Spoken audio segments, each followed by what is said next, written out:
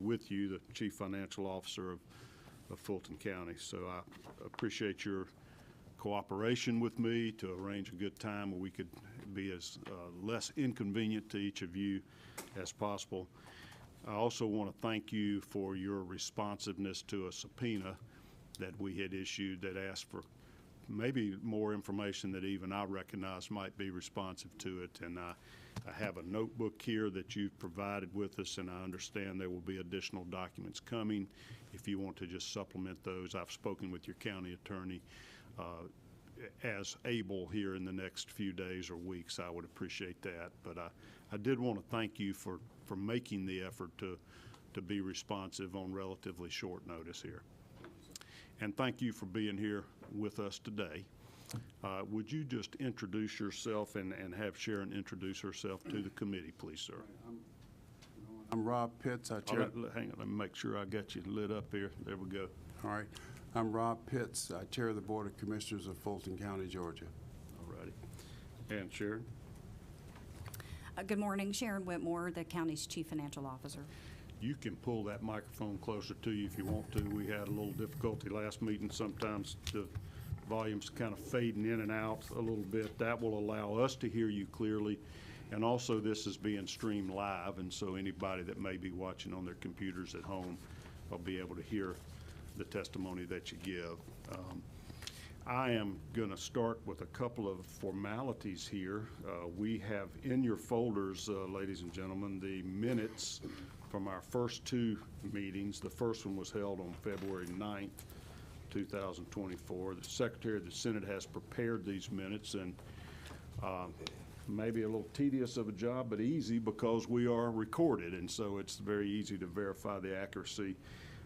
I did notice, Senator Estevez, we misspelled your name on one of them, I think, and we will two on both of them. We will correct that. And I told them, you being an attorney, it's going to be hard to slip anything by you on these, so we will correct those spellings as part of any approval of these meetings. Have you all had an opportunity? We sent these out in advance to review these minutes before today. Any committee members need additional time to review them before we take action?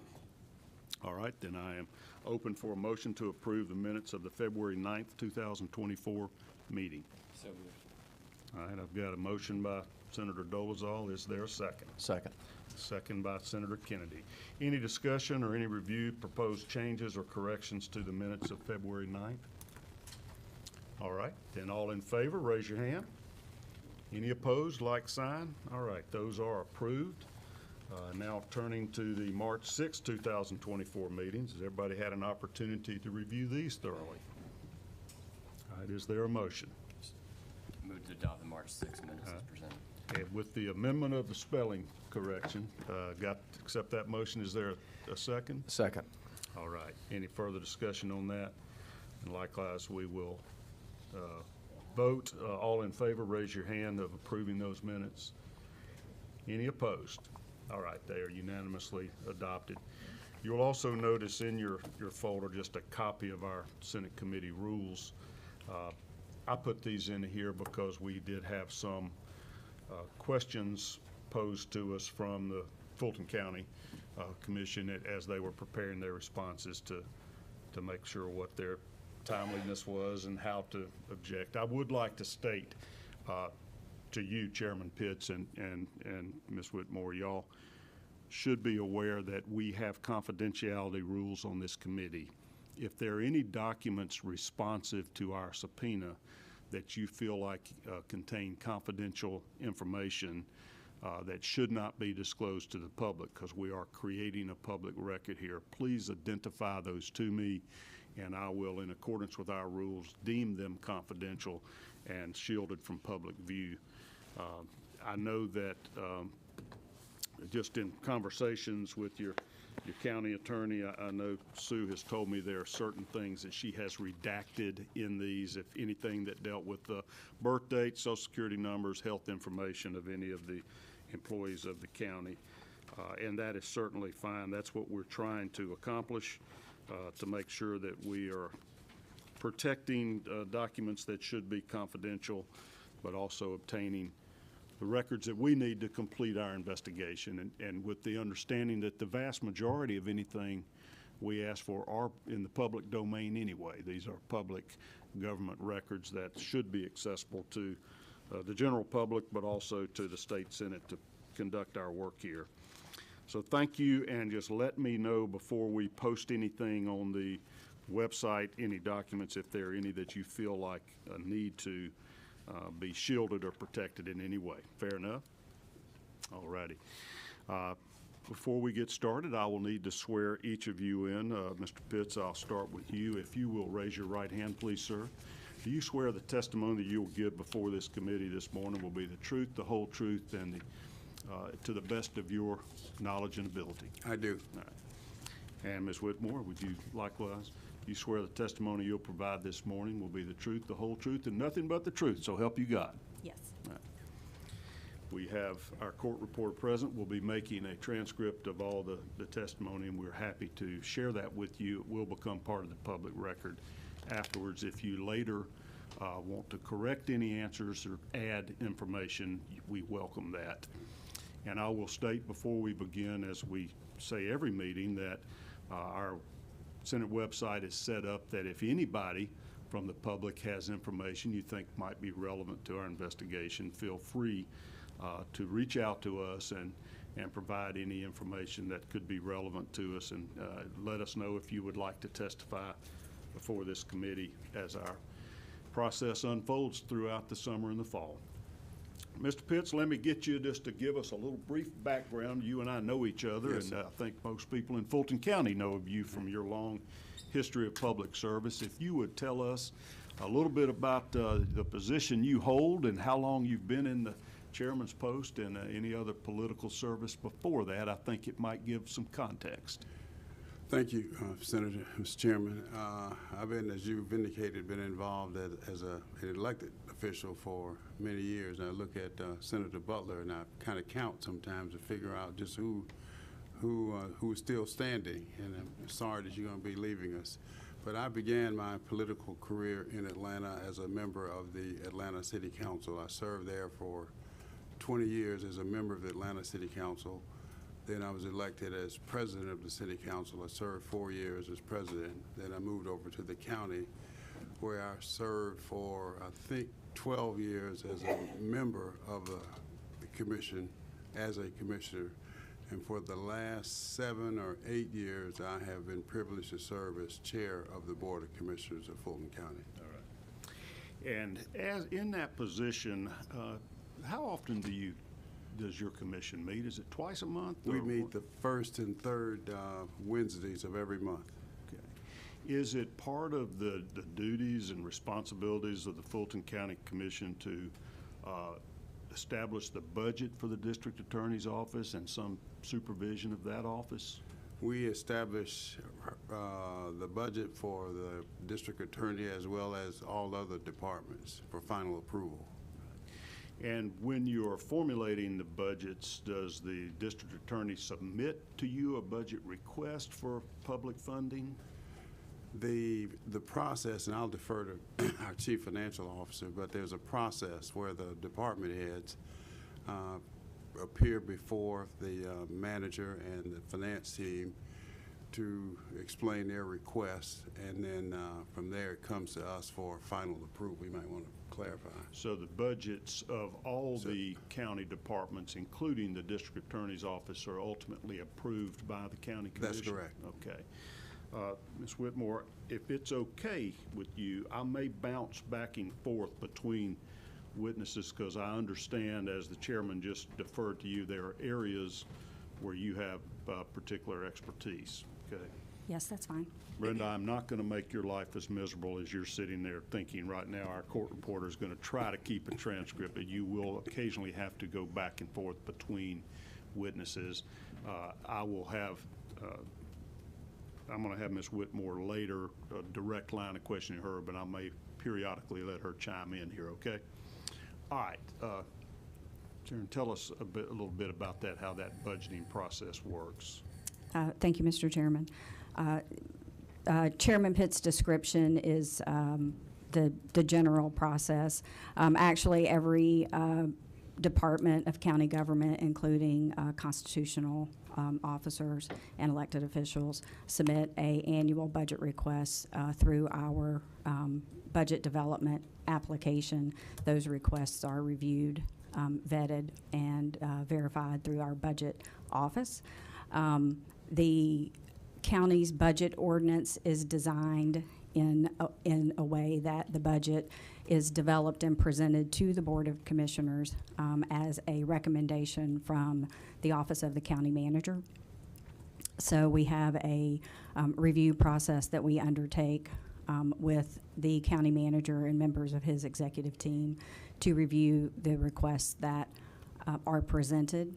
Typically, we provide each agency with a base budget figure to start with, and then they are allowed to submit what we call budget enhancements, where they can ask for additional resources to just continue an existing program, to expand an existing program, or to establish a new program or service. We also have a separate process that we run simultaneously as the operating budget for a capital budget requests, and there is a capital budget review committee that receives and vets all of those requests, and they are then in turn taken into consideration at the same time as operating budget requests, because we only have one pool of resources to use. So we consider all of those at the same time. So our constitutional officers and elected officials submit their requests through the same channels. Sometimes they may choose not to come and present to the county manager's office and then choose instead to communicate their budget needs directly with the Board of Commissioners. So that, in a nutshell, is the county budget process.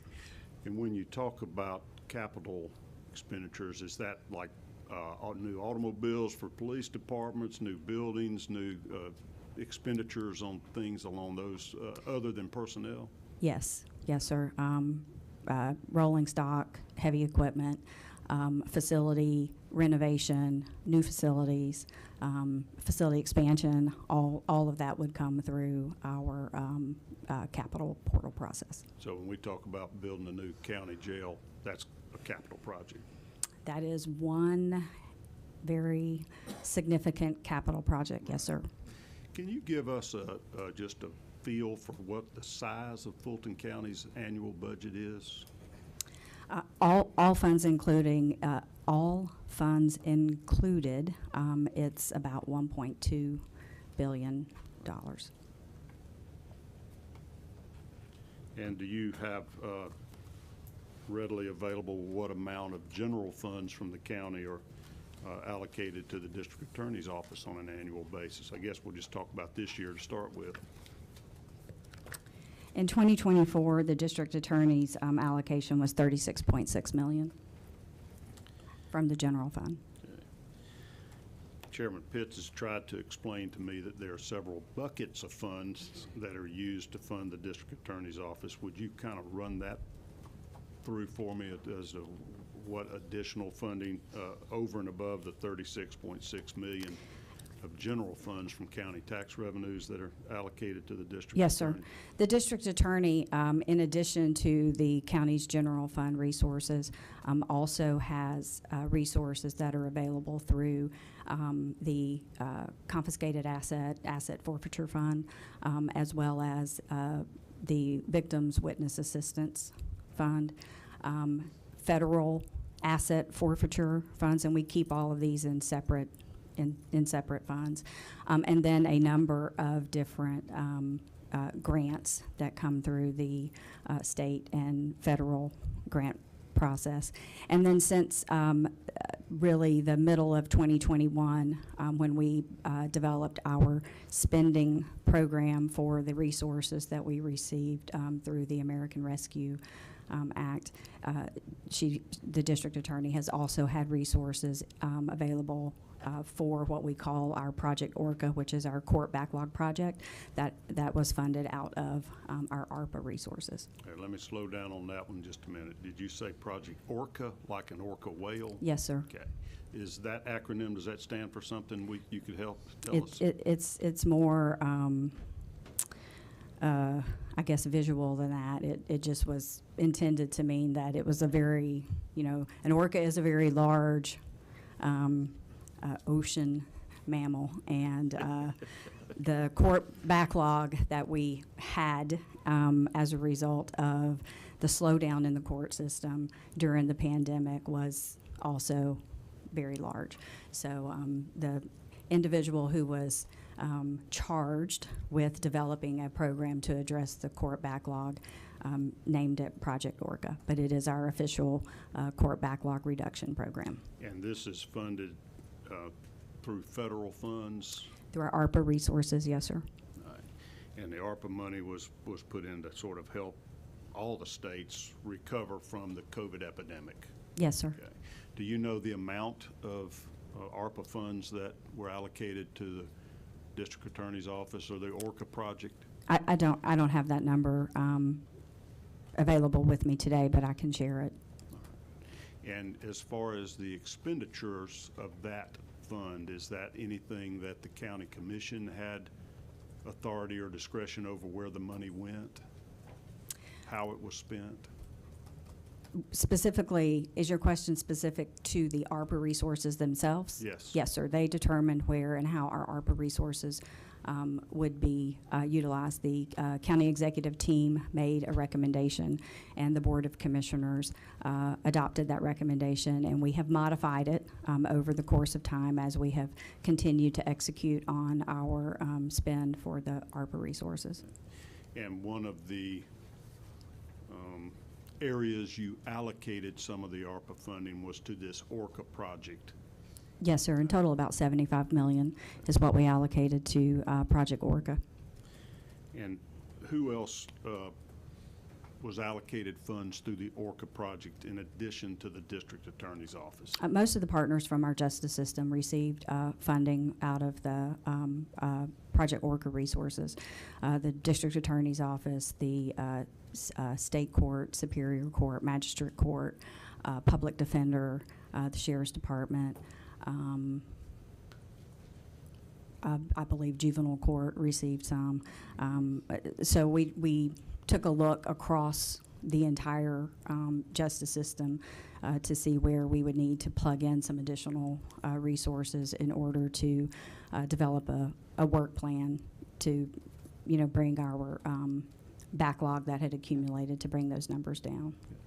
So if $75 million was applied to the ORCA project, do you know what amount of the $75 million went to the district attorney's office? I don't have the exact dollar amount with me. I can tell you that she did receive funding to cover 75 positions, which was the highest number of positions that were provided across the justice agencies. But I'm sorry, I didn't bring that. I don't have that number with me, and I don't know it off the top of my head. I'm not certain if we even requested that. I know that you are continuing to compile for me the essentially the ledger or roster of employees employed by the district attorney's office, and I suppose we'll be able to break this out as you compile that data, right? Yes, sir. Okay. Do you have any idea how many employees in the district attorney's office now? I believe she has about 277 employees, plus the positions in ORCA, so a little over 300, maybe 340. And that would include assistant district attorneys and investigators and secretarial help, the entire spectrum of staff? Yes, sir.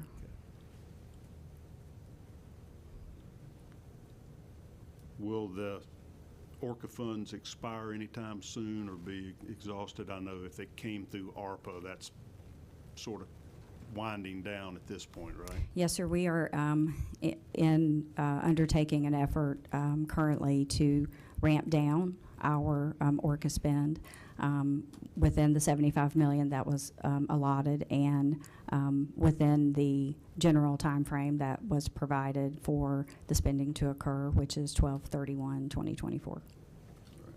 So we're at the tail end, the last year of that, huh? Yes, sir.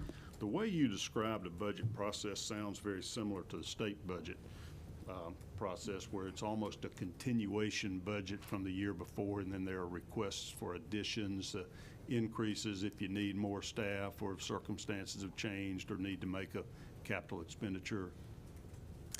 Yes, sir. I mean, we tend to start from the previous year and build onto that. If a department received funding in a previous year that was not intended to be part of their recurring budget, then we make adjustments for that. That's why I said we provide them with a base budget, so that base budget each year will reflect the ins and the outs from, whatever transpired in the previous year's budget cycle. So if a department received funding for a particular project or purpose that's not intended to happen on an annual basis, then we pull those monies back out and readjust and realign their base budget. Okay. How much detail does the district attorney's office provide when they make their annual budget request? Is it fairly itemized by employee, by expenditure type, where it goes?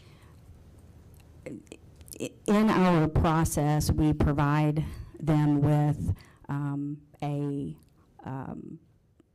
line item version of their budget in our budget development application. We provide them with a position summary.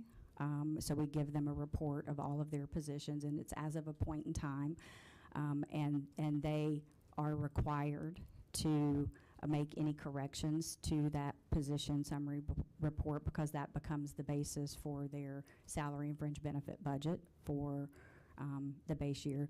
And then they are allowed to go in and align the operating portion of their budget in whatever manner suits their operational needs. We do have a couple of object codes that we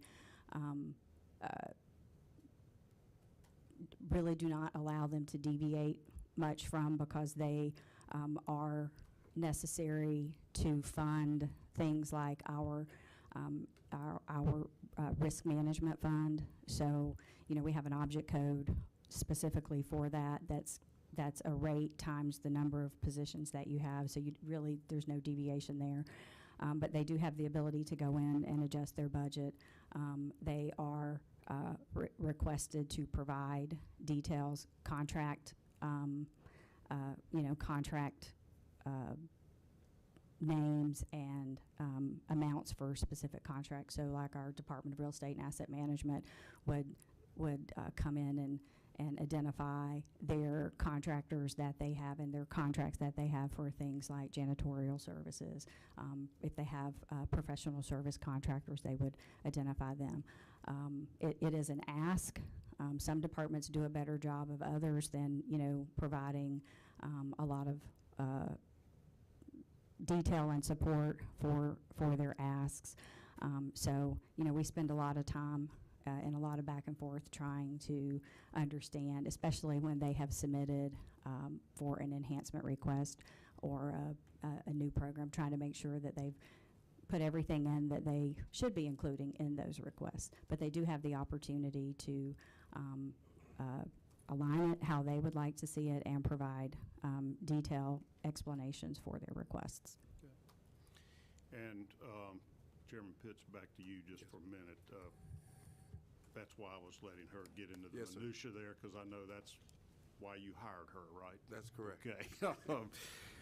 The way you've explained it to me is that with certain elected officials that are provided for under the Georgia Constitution, like the district attorney's office and the sheriff's department, these are elected officials, and our state constitution provides the sort of parameters of their authority and responsibilities, right? That's correct. For those, particularly those two, a sheriff and a district attorney, do you micromanage their budget, or is it fairly well left within their authority under the state constitution? Well, there are what we call constitutional officers, and we have 3 or 4 of those. And then the district attorney is in a sort of a different category. But also, now I'll have to defer to get the correct terminology from our county attorney. But constitutional officers believe that once their budget has been approved by the Board of Commissioners, then they are free to manage that budget any way they see fit. And that's because of this law, I suppose, that gives them that authority. So you can't micromanage their spending once you've granted them the budget, appropriated the money to them from the general funds? Probably not. And that's, I guess the answer to that would be no, we cannot. But essentially, you don't have to appropriate money to them unless they can justify for you why they need it and what they intend to spend it for. The Well, line item listing that Ms. Whitmore just referenced. right. When the departmental budget comes to us, and say, even with the constitutional officers, there are line items, but we fund the line items, and that results in a total. But once we've approved it, they can disregard the line items that we have approved, and therein lies, I guess, a source of conflict from time to time. Do you have a good grasp on exactly how much money runs through the DA's office budget every year? You know, 36.6 million comes from your general funds from the taxpayers of Fulton County. And then they have money that they get from these forfeitures and from a portion of fine money. And then they may have grants, et cetera, both state and federal on top of that, correct? Yes, sir. And then the state itself funds a certain number of positions, including the district attorney's salary and a certain number of assistant district attorneys based on the number of judges in the circuit. That's my understanding, yes, sir. But we do not monitor that. So what we are aware of is that the 36 plus million that comes from the general fund, and rarely do we keep up with how much they receive from grants or fines and forfeitures and things of that nature. Right. That's something that's within the control of the district attorney's office. Correct. Okay. Do they ever report that amount to you? I mean, it would seem in the course of making a budget request to you, they need to show a need for money, and that would necessarily require them to show you what they're getting from other sources to figure out what they need from you. As a matter of course, that is not provided to us. Now, whether that is made available during the budget process with staff, I'm not sure. We will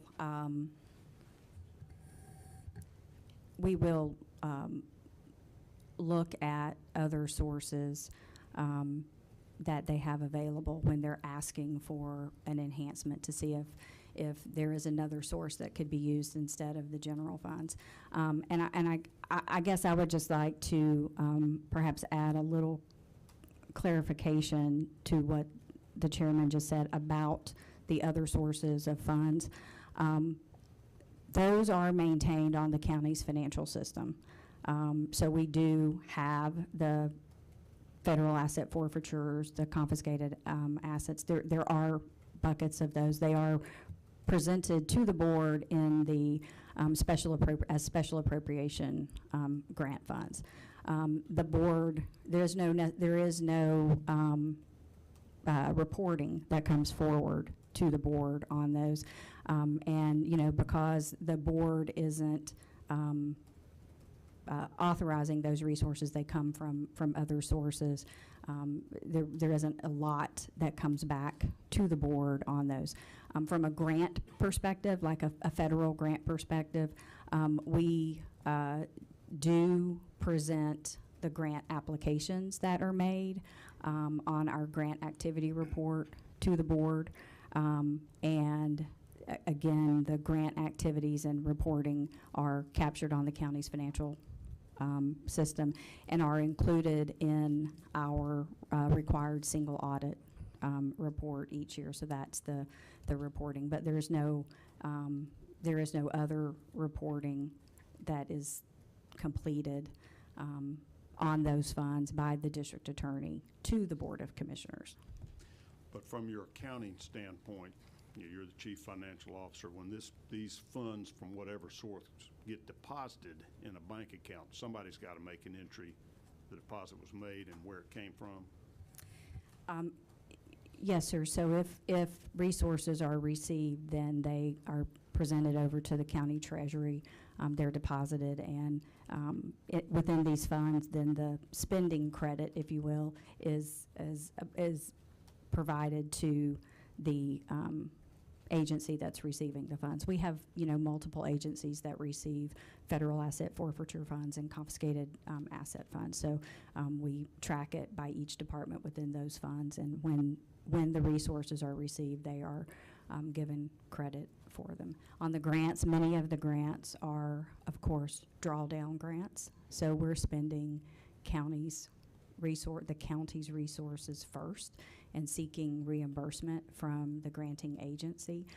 So whatever the required drawdown process is, our grants administration office in the finance department would be involved in assisting and facilitating the the financial reporting requirements.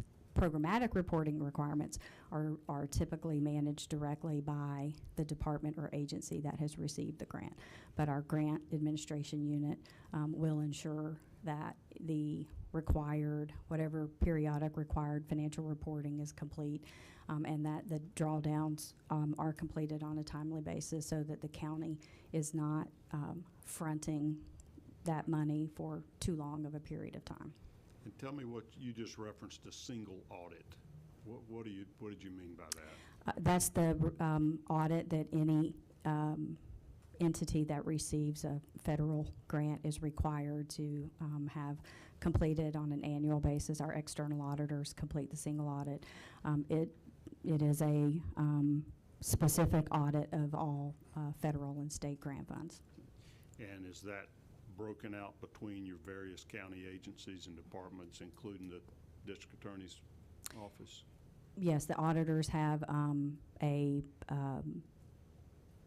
requirement to identify major programs and audit on a risk basis, and so they determine which programs may get a more thorough and very specific audit process, but all of the grants are included, and all of the information that they ask for is provided to them as part of that single audit process. Right. So is that a written document report that you would receive every year? The single audit? Yes. Yes. Okay. And is that a requirement of each agency, including the district attorney's office, to provide the requested data and information to the auditor? It is, yes. By reviewing that, are you able to pretty well track all of the spending of grant funds anyway by the district attorney's office? At a summary level. Right. It's not detailed. It just basically gives you, the total amounts. Of what was received and Expended, what was yes, spent? sir. Does it give a category of the spending? I believe that it's just listed by the individual grants. Okay. Would that explain or reveal to you what personnel was paid for by specific grants? It is not. The report itself is not at that level of detail. All right. No. Is that provided to you in any way? In your role as CFO, do you get to see, which employees are funded by county money versus a federal grant versus a state grant versus a combination? Yes, that information would be available to me again when those grants are awarded and received, we establish the budget. If personnel expenses are included in the grant award, then the budget office will work with the recipient agency to ensure that the appropriate positions are created and established within the grant to ensure that they comply with whatever the application and the budget document that was presented to the granting agency includes. And we've had conversations before this morning as you've tried to explain to me some of these different funding sources. It seems to me like on a lot of the staff attorney or assistant DA positions and other investigators and other folks that are working for the DA's office, that their salary is paid partly by the state with a local supplement, a county supplement. Explain that to our committee so we can figure this portion out. Yeah, there are a handful of positions, assistant district attorneys, deputy district attorneys, investigator, maybe some legal assistants, who are paid by the state and supplemented by the county. So we call them state supplemented positions. And I'm not 100% on what the total number is right now. I think it's somewhere between 15 and 20. I'm not sure which of those are filled. So that's part of the information that we have yet to finalize to be able to provide to you. Still trying to break that out exactly. Yes, sir. That's paid. Yes, sir. So what about a employee of the DA's office's health insurance benefits? Is that paid by the state of Georgia, the state health benefit plan, or by Fulton County's health plan? Positions that are 100% county funded positions are paid by the county. I will have to have one of the supplemental positions pulled. At one point in time, under a previous district attorney, some of them were receiving county benefits. I'm not certain at this point with DA Willis if they are also receiving county benefits or not. So I will actually need to go and pull that information. And what about retirement funds? I know state employees are eligible for state retirement benefits. Do you have county retirement benefits for these county employees? Fulton County has a closed defined benefit plan that closed in 1999. If there are employees in the district attorney's office who were employed by the county and participated in that plan and chose to stay in it, then they would be eligible for a defined benefit pension upon their retirement from the county. We also have, since that point in time, had a defined contribution plan in place that is available to full-time county employees. We have amended it over time to include or exclude certain groups. As we've learned, certain groups have been added into and out of other plans. So full-time employees have the benefit of that defined contribution plan. And that would be at the cost to Fulton County taxpayers rather than state taxpayers? Yes, sir. Okay. So there may be 2 or 3 of us working as assistant DAs under Ms. Willis, and if I'm one of the state-funded positions, I would be receiving a different type of health insurance plan possibly and a different type of retirement plan than my colleague that's a supplemental employee that's funded by the county alone. Possibly, yes, sir. Okay. I will confirm that in our response. What about folks that are independent contractors of the DA's office, like a special counsel, special assistant DA? How are they paid? They are treated as professional services and paid as if they were a county vendor. And Do you consider them then a county employee or a county vendor or an independent contractor? A independent contractor with a receipt of a vendor payment. And as far as benefits from those type of independent contractors, would they receive any health insurance benefits or retirement benefits at all? No, sir. Okay. And do you, in the county level, have any control over what they're paid? No, sir. That's at the discretion of the district attorney. Does the district attorney, and I'm going to shift back to you, Chairman Pitts, have to advise you of what's going on with these independent contractors that are being hired? No, sir. Okay. Do they have to request funding from you? And is that in the budget request that I need X amount for a specific prosecutor or as a category of assistance that I need to get from an independent contractor? Well, let me try to answer that question this way. First of all, we have what's called outside counsel, and I want to make a distinction between outside counsel and a special prosecutor. All right, explain that one to us. Right. An outside counsel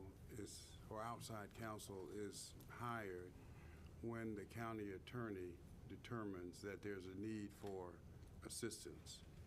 She then, in this case, she will make a recommendation to the board and explain why she needs outside counsel. She makes that recommendation to us.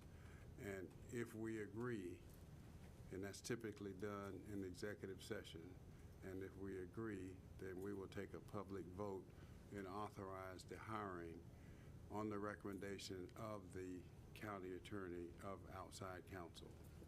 And we have a range, an hourly rate. I'm not sure what that hourly rate is, nor whether that's really relevant, but there's a range that we pay outside counsel. And that's different from a special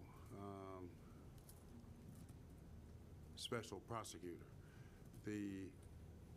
Would outside counsel have anything to do with criminal prosecutions, or are they representing the county's interest in other type of matters?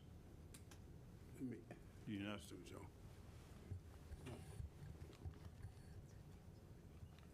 Yeah, I got the right answer. I was going to, I thought I was right, but I wanted to make sure. We don't hire outside counsel for criminal matters. All right, that would be for dealing with other county legal matters that you needed extra help from somebody other than the county attorney's office. Primarily civil versus criminal. So who's the brains back there behind you you're consulting with? It's our Chairman? county attorney, What's her name? Sue Joe. Sue Joe. Yes. And that's S-O-O and then J-O? Yes, I got sir. that right? Yes, sir. Okay.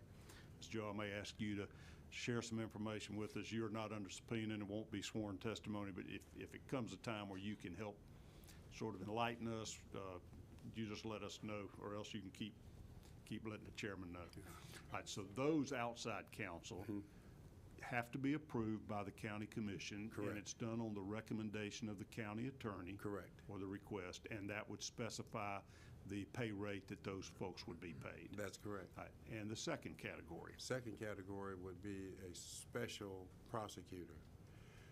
And a special prosecutor is, I believe I'm correct on this, that the district attorney has sole discretion under very narrow circumstances, and I don't know how to define narrow circumstances, but that's how it's been described to me, to hire, independent of the board of commissioners, a special prosecutors. Okay. That's her decision and her choice. But that we would, have nothing to do with that. you wouldn't have anything to do with the selection or approval of that counsel. That's correct. Okay. But you would ultimately be paying for that counsel through the general appropriations bucket. in the budget that you approved for the DA's office? For special prosecutor? Yeah. Yes. I'm told yes. All right, and you're told that by your chief financial officer? Yes. That's her job to know? Yes. Okay. On But those we people, wouldn't know. you wouldn't know the name of them No. or how much they're being paid? No. But you're going to see a line item on an audit at the end of the year showing how much that person was paid? Is that correct? They're typically captured as professional services expenses. And is that in a group or individual? It's professional services object code within the district attorney's budget within the general fund. All right, that's, didn't educate me. I'm wanting to, does that mean if Ms.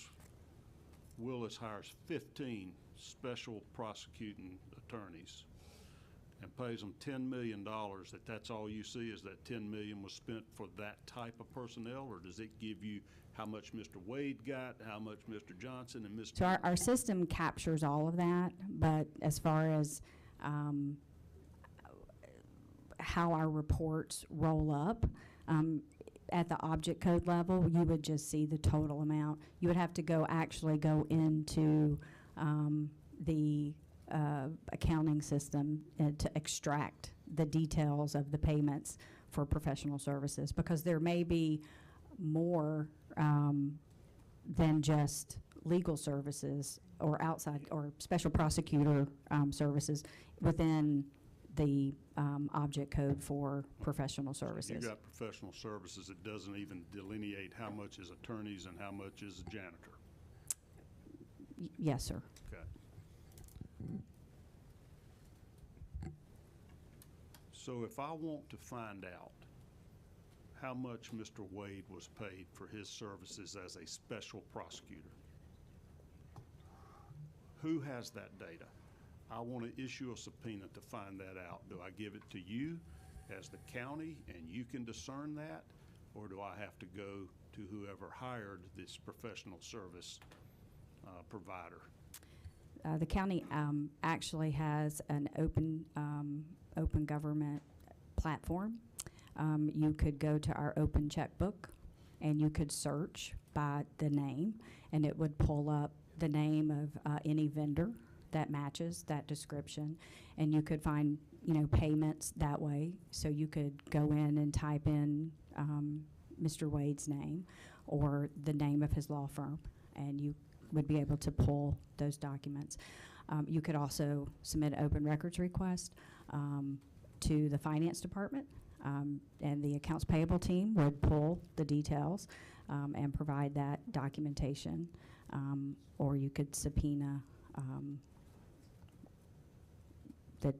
probably the district attorney or any member of her staff that is involved in their internal accounting and vendor payment process. Is it? It was only- included in my subpoena. Right, so So that's my question. yes. Can you find that information? Yes. Or do I have to go to the DA who may not provide? No, it? we have that information. Okay. Yes, sir. And you can tell me the recipient by name of these professional services payments? What we provided today was specific to Mr. Wade. We are working on, the request also included any other attorney, so we are still working on that. Our process is we are searching now through all of the transactions within that professional services object code, pulling out the ones that appear to be legal firms and pulling the underlying supporting documentation to determine if they were in fact legal firms and if those expenses are responsive to the subpoena, and if so, they will be provided. And I know I might sound a little lawyerish here. I don't mean to be hounding you, but I'm wanting to make sure that I address that subpoena to the right person. And I'm told you are the bomb. You are the answer to financial questions in Fulton County, or can get them. If I'm wrong, help direct me where I need to submit additional subpoenas to track down that information. No, sir. Submitting a subpoena to me is should be sufficient. And I will say on the record, you have been very responsive, and I know it's a lot of data and information, and I appreciate your efforts to continue providing that to me. Thank you. You have been completely transparent and helpful in trying to find things.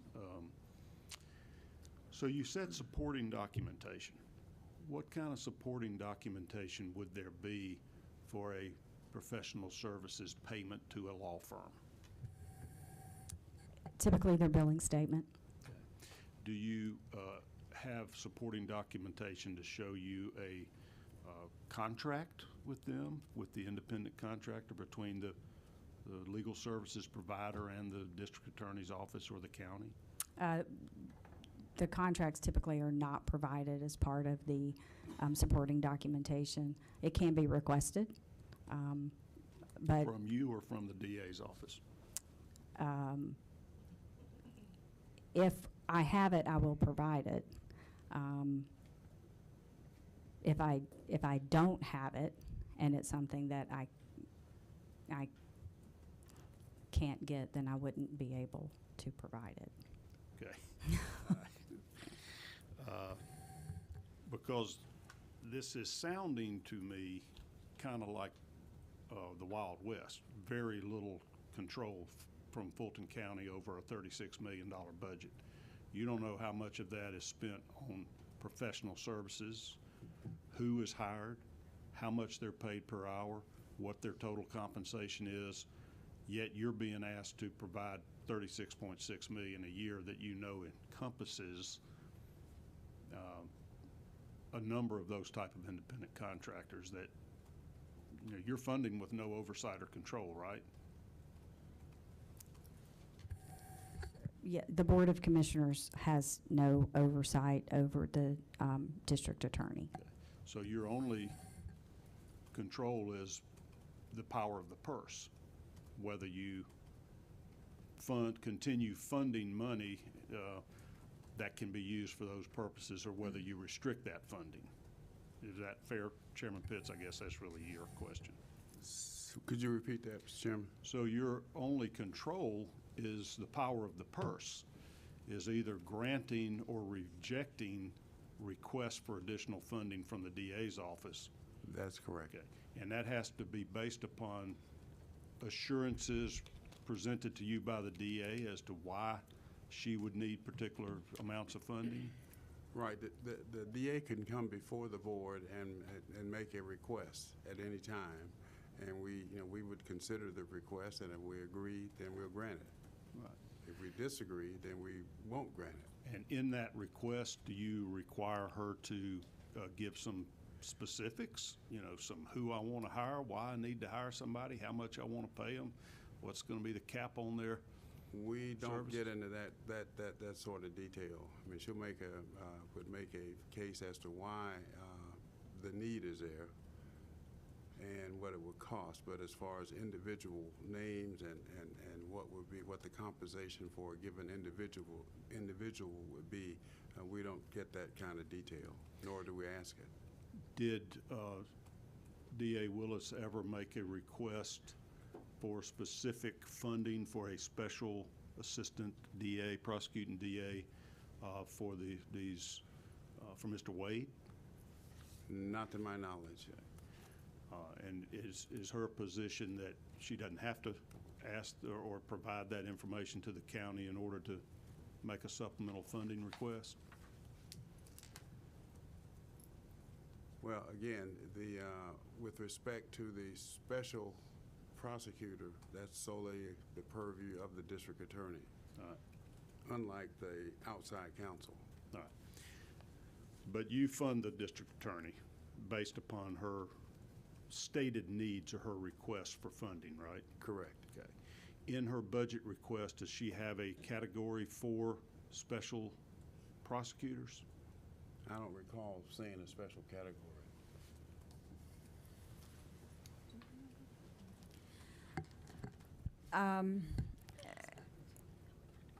Mr. Chairman, I guess I would have to say that she, as have prior district attorneys, have asked for resources trial expense resources Right. without it being specific to X amount for a special prosecutor or X amount for expert witnesses or, things like that. I think that it's been more like we know we have these major prosecutorial matters that will be moving forward and will require, additional resources. But I don't recall there being any specific line item details necessarily associated with that. All right, so we heard testimony at a previous meeting that there was a team of at least 10 assistant DAs working on an election interference case, and at least 3 special counsel that are being paid as independent contractors, including Mr. Wade. Was that ever described to the county commission in any of the funding requests? I don't recall that coming before the board. So she never came to you and said, I'm going to need a lot of money here to conduct this prosecution of, now there's 16 different defendants I'm going to call it the election interference case. Was that ever expressed to the county commission that that's part of why you were asked to give $36.6 million?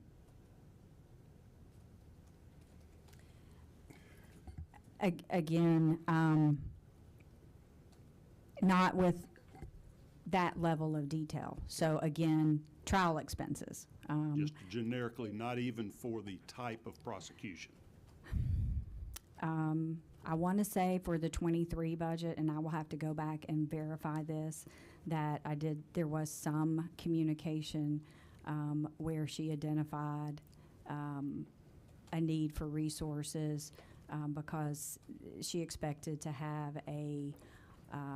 to retry a case that had been a high-profile case, as well as the gang matters that she has. I think there are a couple of those, and the elections, the elections interference matter as well. But again, it was a lump sum, not specific with line item details. Right. So you think that was in her budget request, perhaps in 23? Are we talking about Young Thug trial that's been it's gone on forever and ever so far, or different gang-related? I believe there is more than one gang-related, large-scale prosecutorial matter. But yes, sir, that would be one of them. And you think she may have also itemized the election interference case would require additional funds, or categorize that as an area of needed funding? Yes, sir. Again, I would have to go back and look. Well, I don't, because. You don't have to go back anymore. You've got your right-hand woman right there to help you. So, yes, sir. That was Sabrina McTier, the county's budget manager. So this is from the 23 budget enhancement request. And the description says, and I'll just read it, the general rule, the more complicated a case, the more likely expert witnesses, e.g. professional services, are needed. That was in parentheses. State versus Tex MacGyver has been remanded to this office. This case alone cost $675,000 in professional services. I have this case and several anti-corruption cases that are being litigated in 23. It is sufficient to enhance this budget, and the request was $1.1 million. So that was for Tex MacGyver and any other public corruption case? Yes, sir. So that's the kind of description that I was perhaps not doing a very good job of, expressing. But you're doing great. And as far as your recollection, Chairman Pitts, is that she never named that she would need a special prosecutor on any election interference case? Not that I recall, sir. Certainly never told you the names of who she might be hiring or how much she was going to have to pay them? Not that I recall, sir. Did she make other budget enhancement requests back in 2023, 21 or 22. I can't remember exactly when she was sworn in. Y'all know? Madam DA was sworn in and began her term in 2021. So we did receive enhancement requests from her for the 22 budget cycle, the 23, and the 24. Okay. What was the $5 million enhancement request for clearing up homicide backlogs? Do y'all recall that? That was testified to here last meeting. That was a request that came through in the middle of 2021.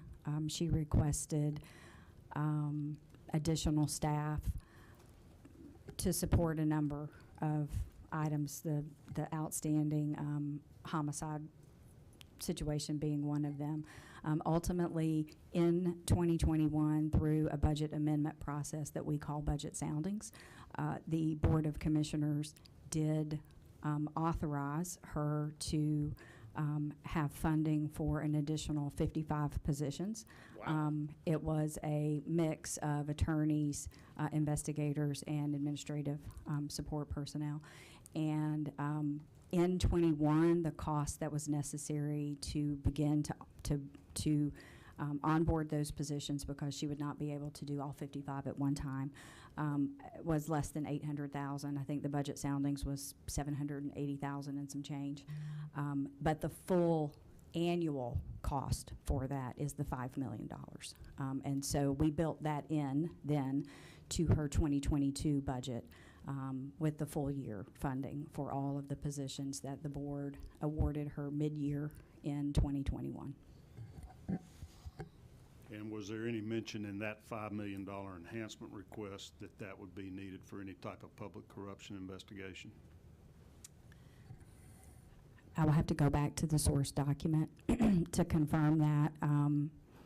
What do you call that source document? Because I'm going to want to make sure I have adequately identified what I need to be produced. I would call it a budget soundings request. Okay. And can you provide those to me without me submitting an additional subpoena? I think they're included in what I've asked for. I may not have been as specific because I didn't know what to call it. Yes, sir. I had intended to include the 2021 soundings information as part of the request for the budget information that was already included. And you can just follow up and get that to me or Secretary Cook at your convenience. And if you would do that for any of those sounding requests for 21, 22, 23, and 24, just to keep me up to speed.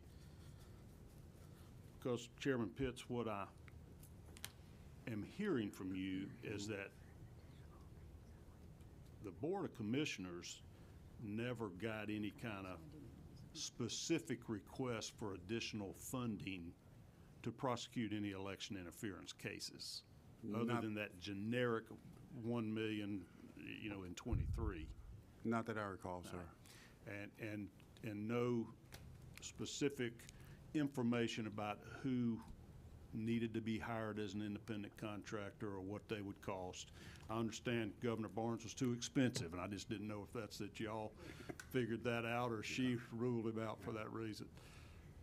No, not that I recall. I am subject to hire an amount. He's a gun for hire if anybody out there is paying attention, and pleasure to have you in the audience with us today, Governor Barnes.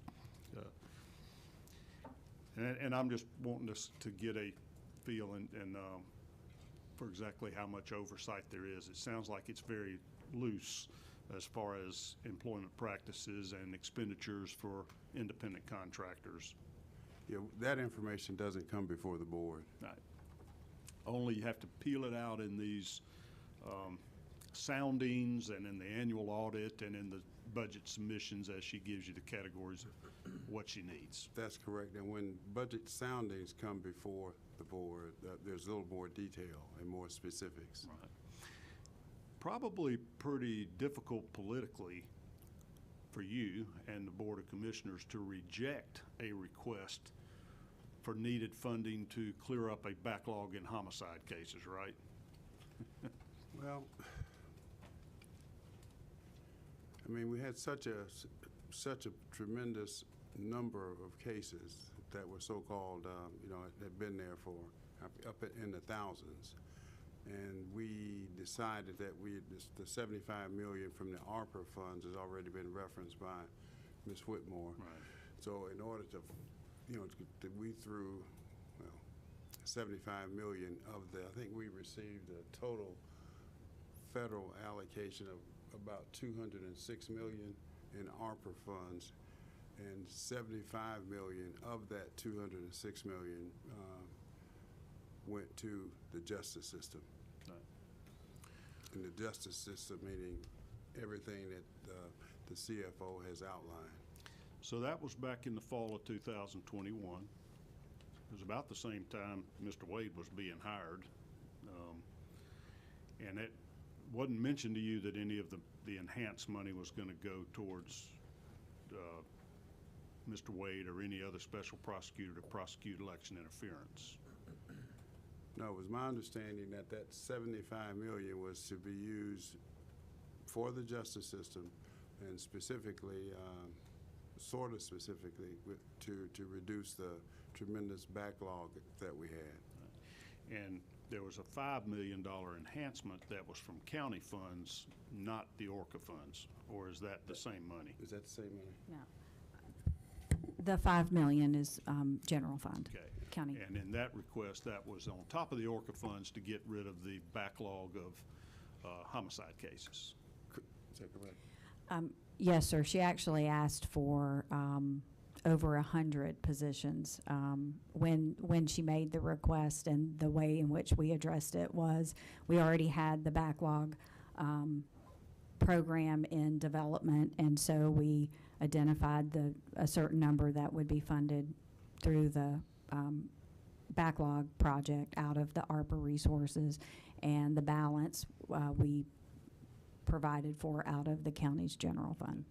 And this is back in the fall of 2021. Yes, sir. 2 years before her $1.1 million request for public corruption and Tex MacGyver. Yes, sir. Okay. Did she ever report back to you the progress being made? What kind of bang you were getting for your buck? You're giving her tens of millions of dollars in either ORCA funds or federal, state, county general funds to get rid of this backlog. Did she do it? I don't recall any specific report back to the board from the district attorney. However, at each meeting of the board, we would receive an update on progress that was being made. That's accurate, isn't it? Yes. Right.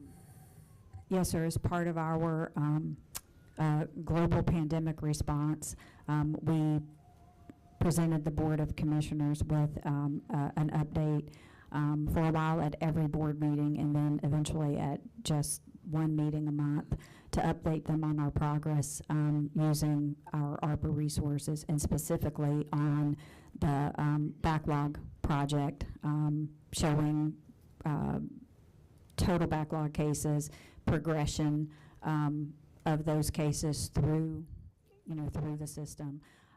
And so we've been reporting on that regularly up until February of this year due to our cyber incident. So we are almost ready to begin that reporting process. Again, the last report that we made of the progress of Project ORCA was in January, at the second meeting of the Board of Commissioners in January, and that was for progress through the end of 2023. So would that list the number of homicide cases that are pending and how many are being resolved on a monthly basis? It doesn't list case type. It lists the total number of projects, the total number of cases by each of the players, if you will, the solicitor, the magistrate court, the district attorney, and then Superior Court and State Court. So we kind of track the progress of the cases from the two prosecutors, from the solicitor and the district attorney, into their respective courts, and then we track the progress that the courts themselves are making in fully adjudicating the cases. So that information is all presented to the board in a chart and discussion, and, you know, what's happening, all the various different things that we had to do in order to, you know, see that line make the progression that we were looking for. So how many backlog cases were there? Do you have a ballpark figure how bad this got back in 2021? We're a year into the pandemic, courts are not trying cases, and oh my, you got a full color report there.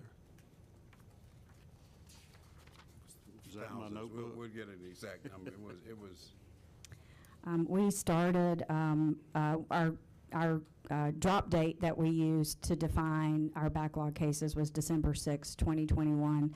And we started with a total of 148,209 open and active cases in any stage. That included solicitor's office Yes, that prosecutes yes. misdemeanors. Across the justice And the system. DA's office that prosecutes the felony offenses. Yes, sir. Does it break them out, how many are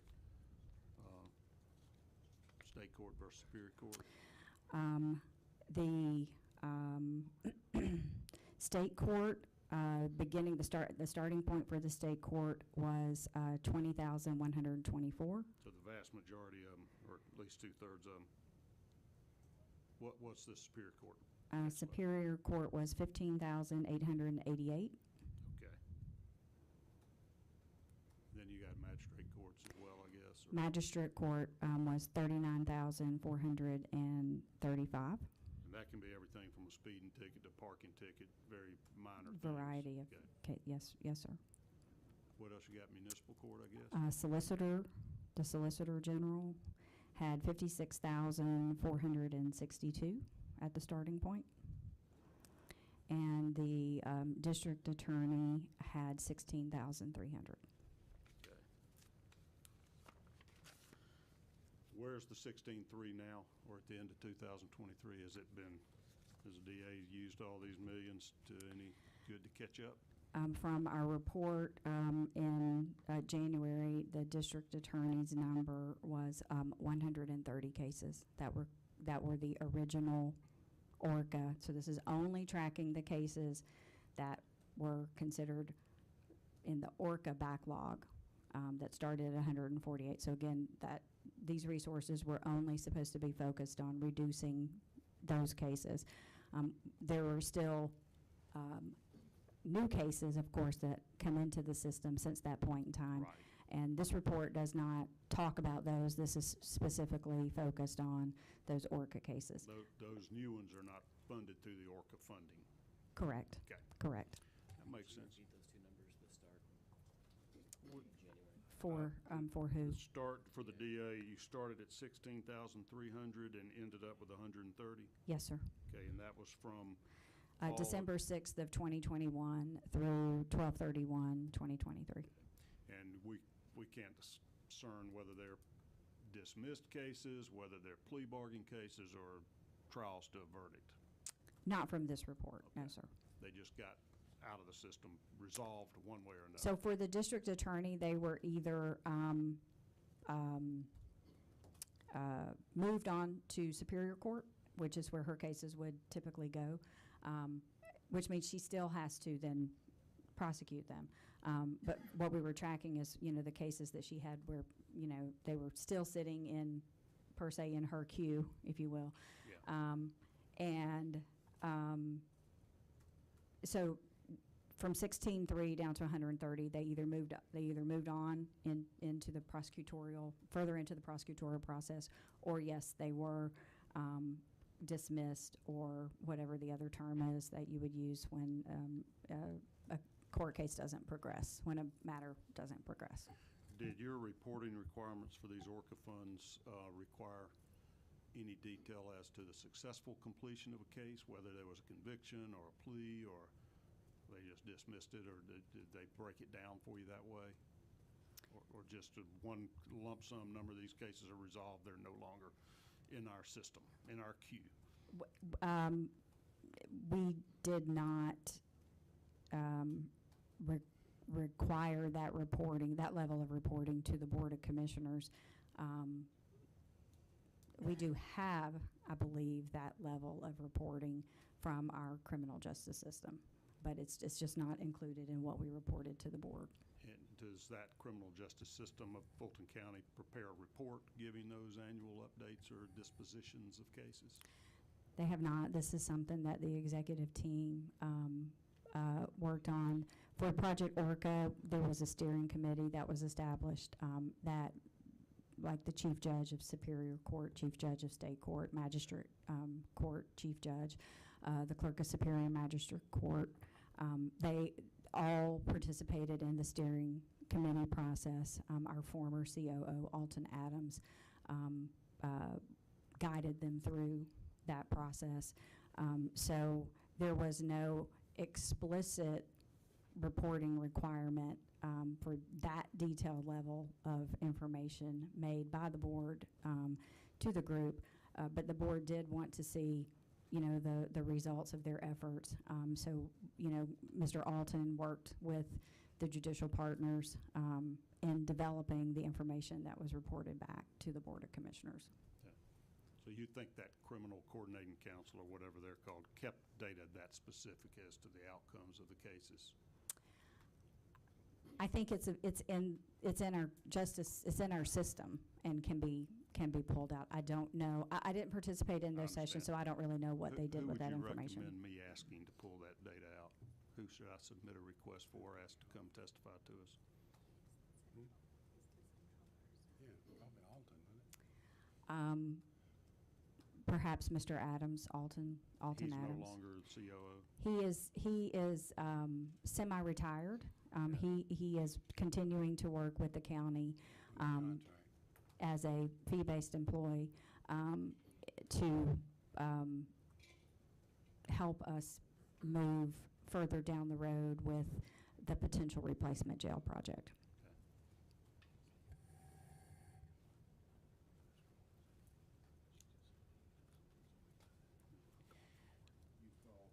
Mr. Adams, a fee-based employee? Does that mean he's still working just on an hourly basis? Yes, or sir. Kind of a consulting type thing? Project more specific to the project, the replacement jail project. Okay, so that's the project, replacement jail project? Yes, sir. Okay, thanks. All right, this might be a nice time for a little break. Would you guys appreciate or need a little bathroom break, a little stretch your legs type thing? We're going to recess for about 10, maybe 15 minutes here, and then I'll try to start wrapping some things up. But I know it's a broad range of questions, but you're helping educate our committee. Thank you so much. We'll take a break.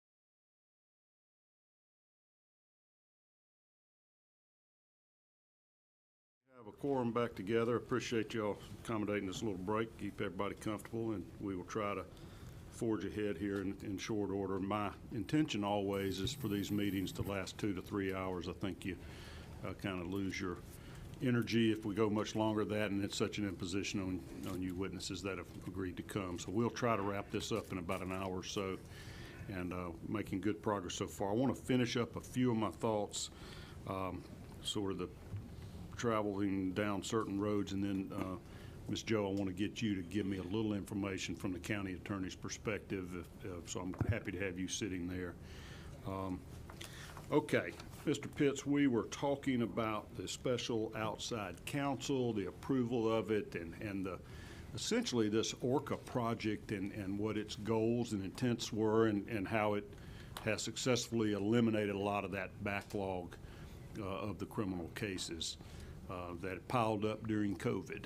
So you, as a commission, dedicated significant resources, both from the federal ARPA funds and from the county's coffers, to help staff up the DA's office in order to work through that backlog of cases, we'll call it. Mm-hmm. Fair enough? Okay. Yes. And it sounds like there was some accountability, at least telling the reduction in the cases, right, Ms. Whitmore, from what you were telling us. They are reporting on a regular basis as the progress that was made on those cases? Yes, sir. Okay. Maybe not as specific as I would love to see as what the disposition of the cases was, but we might be able to find that out through this other counsel. You got to tell me the name of it again. The judicial court system. What was it called? It was the steering committee for Project ORCA. And they would probably be able to give me a more thorough explanation of what happened to those cases. Yes, sir. So basically, was the DA's office good stewards of the funds that you allocated to them to accomplish the purposes that you gave that money for? Is that fair enough to say? We're trying to monitor that somehow? Through the reporting, yes, sir. Okay. You could leave that microphone instead of having back and forth it if you want to. Let's have it. Okay. So, Mr. Pitts, I'm summarizing briefly, but it sounds like the DA has pretty wide discretion how they spend the money that you appropriate to them, and does not have to basically get any type of pre-approval for hiring independent special counsel to assist in the activities of the DA's office. That's correct. Okay. And doesn't have to even report back to you how the money was spent or who was hired as a independent contractor and how much they were paid. That's correct. Okay. Did the previous DA seek prior approval or use this mechanism of special prosecutors? Sure. Oh, did he? I can't remember, Paul. I don't recall the previous Mr. Howard. And Paul Howard was right. the DA for what, 20 years or so, right? Quite a while. Yeah. Ever using a special prosecutor. He could have. I just don't recall. Okay. You? No, I don't. I don't recall. I would have to research that. Would you take a look at that? Because I haven't uncovered any use of special assistant district attorneys by the prior district attorney who was in office for a couple of decades. Yeah, I believe that request number 12 at least would cover 4 years of Mr. Howard's tenure. All and right. It's for outside counsel by the Office of the District Attorney from 2016 to 2020. So I think that would cover that item. You would be able to ascertain whether he had ever even utilized this device or this mechanism to sort of bolster his manpower in the DA's office. During that period of time, yes, sir. Okay. And I didn't want to be overly burdensome and ask you to go beyond 4 years back, because I think that would capture the contrast between the two administrations. Okay. So, Mr. Chairman, are you satisfied with the transparency and the disclosures, or the kind of keeping you in the loop by the DA's office on her use of special prosecutors? Well, I mean, we've never had this situation before. I just don't recall under her predecessor, Mr. Howard, using a special prosecutor. So this is sort of new territory. Now with outside counsel, that's different because that is recommended by the county attorney. On behalf of the county? Yes. In civil matters? Yes. Okay.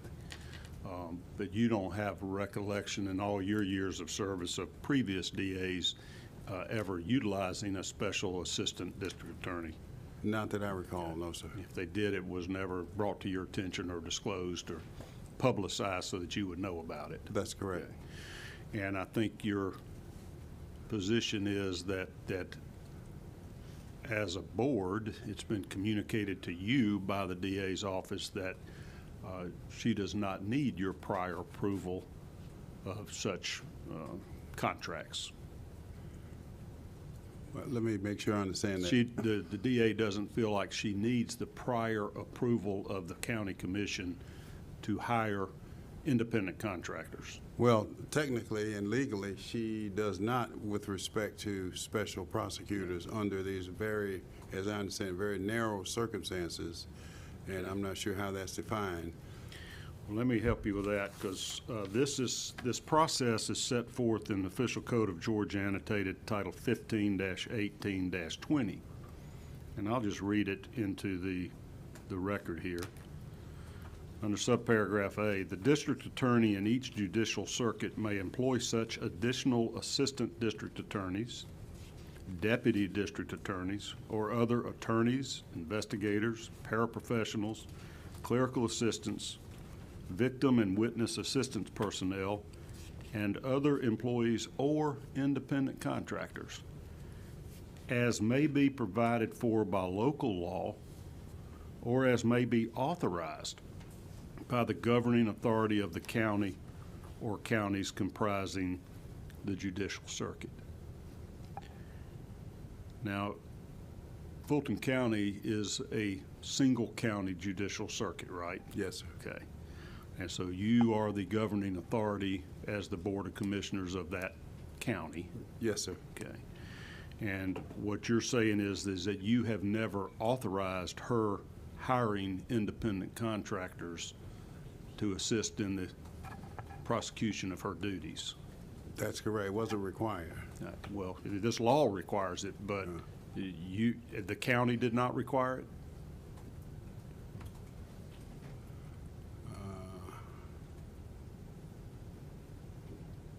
Well, the distinction, again, that I make is a distinction between outside counsel and the special prosecutor. It was always my understanding that the district attorney had the authority to hire a special prosecutor as he or she saw the need to do so. Yeah. And that's the position that Ms. Willis has stated to you as chairman of the commission, that she was not required to get prior approval or authority to hire Mr. Wade or anybody else for that matter. Well, I didn't have a direct conversation with her about that, but that's just the way it is, and the way our understanding was that because it's a special prosecutor, it did not have to come before the board for approval. And I was asked that question quite a bit by the members of the media. Said, did this have to come before the board? And in researching it, we concluded that it did not. All right. I'm going to ask your county attorney to help me with that research, because she and I have had conversations about any court interpretations of this statute as we flesh that out. As the commission chairman, would it be your preference that DA or other constitutional officers should seek your approval before hiring independent contractors that you are responsible for paying for? Yeah, that's the difference. Repeat that. Let me make sure I understand you, sir. As the county commission chairman, yes, sir, would it be your preference that the district attorney did have to seek your approval before going out and hiring special prosecutors or independent contractors? If you're paying for it, or your general fund is. Well, but under the, I mean, the current law, as I understand the current law, as it relates to constitutional officers and this, and the district attorney does not fall under that like the sheriff Okay. and the others do, but sorta. And she's sort of a state constitutional officer, as I understand it. It's a little different. Part of the job of this committee is to determine whether we need to change the law. If it's unclear in this case, and I'm wondering if you were the lawmaker here, would you like to see state law changed so that a district attorney would have to ask your prior approval before going out and entering into contracts with special prosecutors? Well,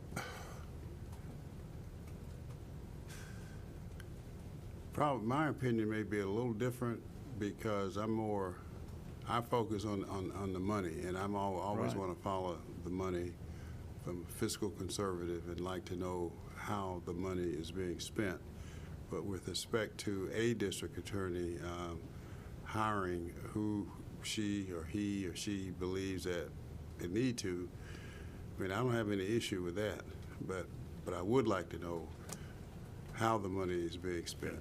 So Not who, but we're, how. we're back to the keeping you informed and the transparency of this process. If a DA is allowed to unilaterally hire whomever they want to at whatever price they want to pay them, do you feel like the county government ought to be able to be kept in the loop on this and reported to as to how your money was spent? Well, in the loop, yes, there's no doubt about that. Okay. And you don't feel like this process has been transparent so far? Well, to the extent that we have not, we were not advised of the hiring of and not that it was required, of a special prosecutor, nor the payment, hourly rate or whatever the rate was. I mean, we were just following the law, and obviously I'd like to have more information, but that was the law at the time, and is the law at the time, as I understand the law. In your opinion, has DA Willis been forthcoming or transparent with you and the commission as to her utilization of special assistant district attorney in this election integrity case? Well, to the extent that this is all new ground for us and for all of us, and that's because it wasn't utilized by the prior district attorney for the last 20 years before her election. well, this whole issue with election integrity, election interference, and all of that is new territory for us, and we're sort of, feeling our way as we go through this, even with the trying to work down the backlog of cases that we had. So we were sort of making up rules as we went along, to be honest with you. Sure. Do you worry that she was utilizing resources for prosecuting a election integrity case rather than getting rid of this backlog of 40,000 criminal cases? Would you repeat that? Does it worry you that she was spending significant resources without prior approval or even any reporting or accountability pursuing an election integrity case rather than working on this backlog of 40,000 criminal cases that were pending in Fulton County? It might have been 56,000. I can't remember all my numbers. It was a lot total. Well, as I said earlier, and as the CFO said earlier, we appropriated $75 million of the $206 million of the ARPA money that we received to the justice system. And she had, in addition to the backlogs, she is currently involved with the YSL case and the election interference case. So those were, three really unusual cases that I had never experienced before. So we were trying to be as helpful to her as we can and could by providing, for the most part, the resources that she asked. But as far as what happened to the resources, the money, when I say resources, I mean the money that we gave her, we, after it was given to her, we tracked the cases, the backlogs, and the jury is still out on the YSL and the election interference. So we'll get it all come out in the wash, I suppose, as to how effective it's all been. And when But you, we provided what was asked for, and we've not asked for, nor have we been provided any interim reports as to how we're proceeding, other than with the backlogs. so she hadn't really told you how she spent the money. No, sir. Okay, so you gave her 75 million plus at least Well, another it 5 wasn't million. just to her, there was a whole justice system at 75 million. Right? That's Yes, it correct, wasn't sir. just to her. All right. You gave her many millions of dollars to get caught up on a backlog of criminal prosecutions. Yes. Okay. And when you did that, there was no mention of any election integrity case, was there? That didn't really ever come up specifically, just this one sounding for additional money in 2023. I believe that's correct. When you say Which that's is- correct. Yeah, The 1.1 million for Tex MacGyver and public corruption is the only thing that could specifically have referenced an election integrity case. in her enhancement request, yes, sir. And it wasn't in her budgetary request either, was it? Anything about election integrity? It would have, if it was for additional resources, it would have come through as an enhancement request. So as a commission, you weren't aware that you were funding a election interference case, certainly not before 2023, which would have been 3 years after the election. That's I think that's correct. okay. And you haven't been given any information to tell you where the money that you did give her through ORCA funds or other things were spent. Well, whatever part of that 75 million that she received, and whether how much was used for the backlog, how much was used for the YSL case, and how much was used for the election interference case, and we don't know. Yeah. And we're not being given any information other than with the backlog. Now, Is that's probably easier to quantify. I don't know how she would give us, or any district attorney for that matter, would give us a report on how the case is going until it's concluded. Understood. Yeah. But she could have told you how your money was being spent that you had awarded to her, whether it was being spent on the backlog of cases versus public corruption cases versus, Tex MacGyver or whoever. She would have been able to give you that data, Could have, yes, sir. but she didn't. Did not. And we didn't ask either. Okay. And that's partly because she's taken this stance that she's a constitutional officer and doesn't have to give you that information. That's probably a correct statement. Okay. Well, let me turn to you, Ms. Joe. You and I have had conversations before today about whether or not a district attorney has to get prior approval and authorization of funding from the county commission when utilizing this independent contractor, special prosecutor device that the legislature gave the ability through Title 15-18-20A. You heard me read that relevant portions of the statute, and you would agree just at face value that would seem to require a DA to obtain approval from the governing authority before hiring an independent contractor? Yes, sir. Okay. But I think, make sure you're on. I would agree that the plain language of the statute certainly seems to indicate that the governing authority needs to be consulted and approve such an appointment. All right, now, so tell us who you are. You're the county sorry. attorney. Give me just a little bit of background on you. My name is Sue Joe, and I am the county attorney for Fulton County. which means that I am the essentially in-house general counsel for the corporation that is Fulton County. And my office handles civil matters for the entire county, provides defense and legal advice and counsel to the Board of Commissioners. And in your role as county attorney, were you ever asked to interpret this statute or do legal research to find out whether or not Ms. Willis should have gotten prior approval or whether she was required to do that before going out and hiring independent counsel? I don't recall if there was a specific request, but of course I keep up with current events, and when this issue came up, I did have the occasion to look into the matter and research it. Give us your legal opinion as to whether or not prior approval is required. You've agreed that the plain language of the statute would indicate that. Have there been judicial interpretations of this statute that cloud those matters? So let me begin by saying that the statute, OCGA 15-18-20, that you were reading from, deals with assistant district attorneys. So it's not explicitly giving the DA permission to appoint special district assistant district attorneys.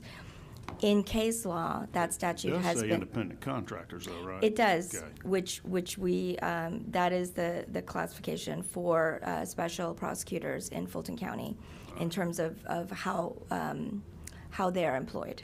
Is there another statute that specifically addresses special independent counsel or prosecutors, whatever the I phrase have is? not found one. And what I was going to say is that the case law that I have reviewed that has interpreted this statute says that while it is not explicitly mentioning special assistant district attorneys, that is included in the general authority provided under the statute to district attorneys. So in at least 3 Georgia Court of Appeal cases, what I have found is that the court has rejected the proposition that this particular statute requires a district attorney to obtain explicit permission from a county prior to appointing a special assistant district attorney. And in fact, the original case, the court noted that Give us that citation, because So this the- is kind of instructive to the legislature. Do we need to amend this Clarify. statute to clarify? And so you help me with my legal research. What's that citation? So I'm sure the Attorney General's office would be happy to provide their official advice. But what I will, I'll begin by just saying what the citations are of the 3 cases that I reviewed. One of them is Greater Georgia Amusements at 317 Georgia Appeals 116, which cites to State versus Cook at 172 Georgia Appeals 433, and is referenced again in Amusement Sales Incorporated versus State of Georgia. And if you'll excuse me, let me look at my Westlaw. Okay, that's going to be at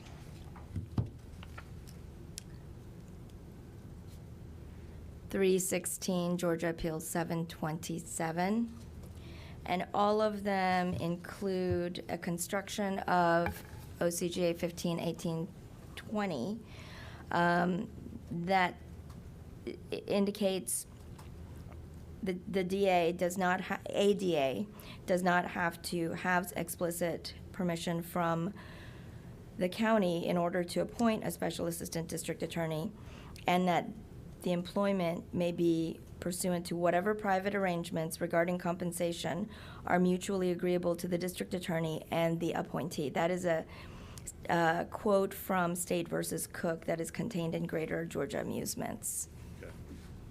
So judicial interpretation of our statute essentially eviscerate the plain meaning or language of the statute. Well, I will say I was definitely surprised at the construction in that it seems to be at odds with the plain language of the statute, but that is the current state of Georgia law as far as I can find it. Okay.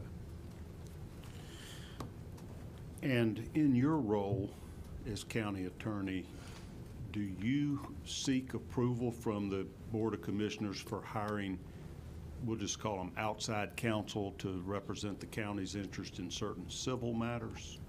Absolutely. That is considered, that travels under a separate ordinance regarding the engagement of outside counsel.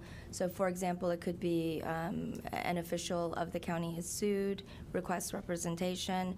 If there is some reason why my office doesn't have the capacity to take it on directly, I may recommend the engagement of outside counsel, and I will bring that to the Board of Commissioners for their approval. Okay.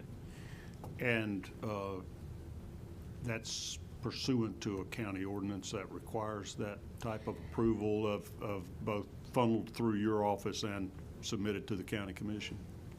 Yes, sir. The Fulton County Plan of Defense governs what types of circumstances in which we can provide defense as a county, and also the way in which that provision is made. It is either made through my office or through outside counsel. Even if it is provided through my office, I still go to the Board of Commissioners, present the case, indicate why it's covered under the Plan of Defense, and ask for authority to represent. Is there a similar county ordinance that references or applies to prosecutors? There is not. Okay. So you only refer back to the state law for that? Yes. Okay.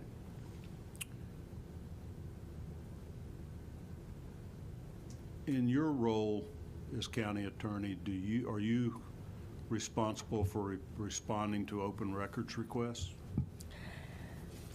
Yes, the custodian of records was established in recent years and centralized as an individual who's designated from among the attorneys in my office. So that is an attorney that responds to those complaints? It is an attorney Or who request. oversees the Production. response operation.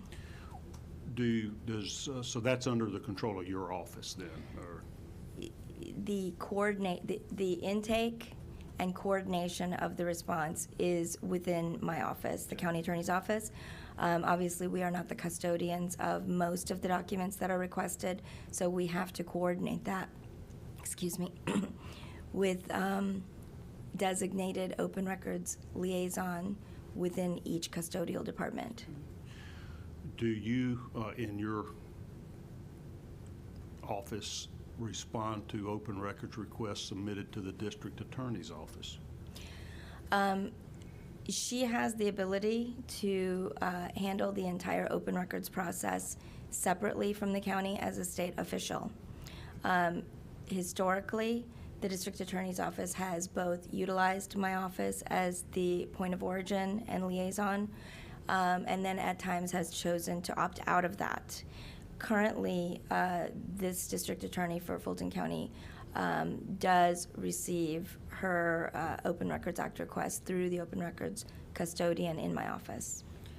And if counsel is needed to respond to those requests or object to them or litigate disputes over open records requests, is that something provided by you for the district attorney, or does she handle that herself? So having it routed through my office is a fairly recent circumstance with our district attorney's office, but now that it is within my office, any questions as to exemptions and what is subject to public disclosure under the Open Records Act would be referred to my attorneys in my office, and we would assist with that and provide guidance. And is your office actively providing guidance or legal counsel to the DA's office in any open records request or litigation arising from those at this time? At this time, yes. Okay. Does she opt out of utilizing your services on occasion? Handle them in-house, so to speak? I did not mean to imply that it was a case-by-case basis. There was a period of time in which the point of contact was not my office. My office was not involved in the process.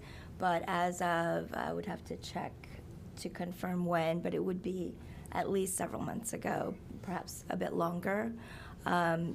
She has opted to utilize my office as the initial point of contact and to provide that type of guidance again. Was she using your office for point of contacts and guidance and sort of legal services during the open records requests that Ashley Merchant submitted this past fall? I would have to confirm that. I don't know exactly when that came in. Okay. But here in the last few months, District Attorney Willis has begun to utilize your office as the point of contact for receiving open records requests and for responding to them? That's not exactly accurate. For receiving and for coordinating and providing advice, but in many instances, the custodial departments will upload their own responsive documents. So when we advise them of what is being requested, provide any legal guidance that may be necessary, are a point of contact for communication to provide status updates to the requesting party. But because the custodial department may have more immediate access, or if it is in the case of voluminous responsive documents or documents with restricted access within those departments, the department itself is often the ones who will upload the documents into our software that is used for Open Records Act requests. So if I submit tomorrow an opens records request to the Fulton County District Attorney's Office, maybe I want to find out what happened to those 16,000 cases that ORCA was supposedly funding. Who will respond to that? Does the DA's office respond to me, or do they route it through you and you give me a response? My expectation would be that someone on the Open Records team in my office would be the initial point of contact and say, thank you for your request. We understand you've requested XYZ documents. Either here are your documents, or we estimate that it will take a certain amount of time to gather the documents that we believe are responsive and within our custody. And then that they would keep you updated or be available should you call in or email in with a question as to status. And if the district attorney did not want to provide the documentation I requested, would she object to that, instruct you to object to that, or does your office make that determination?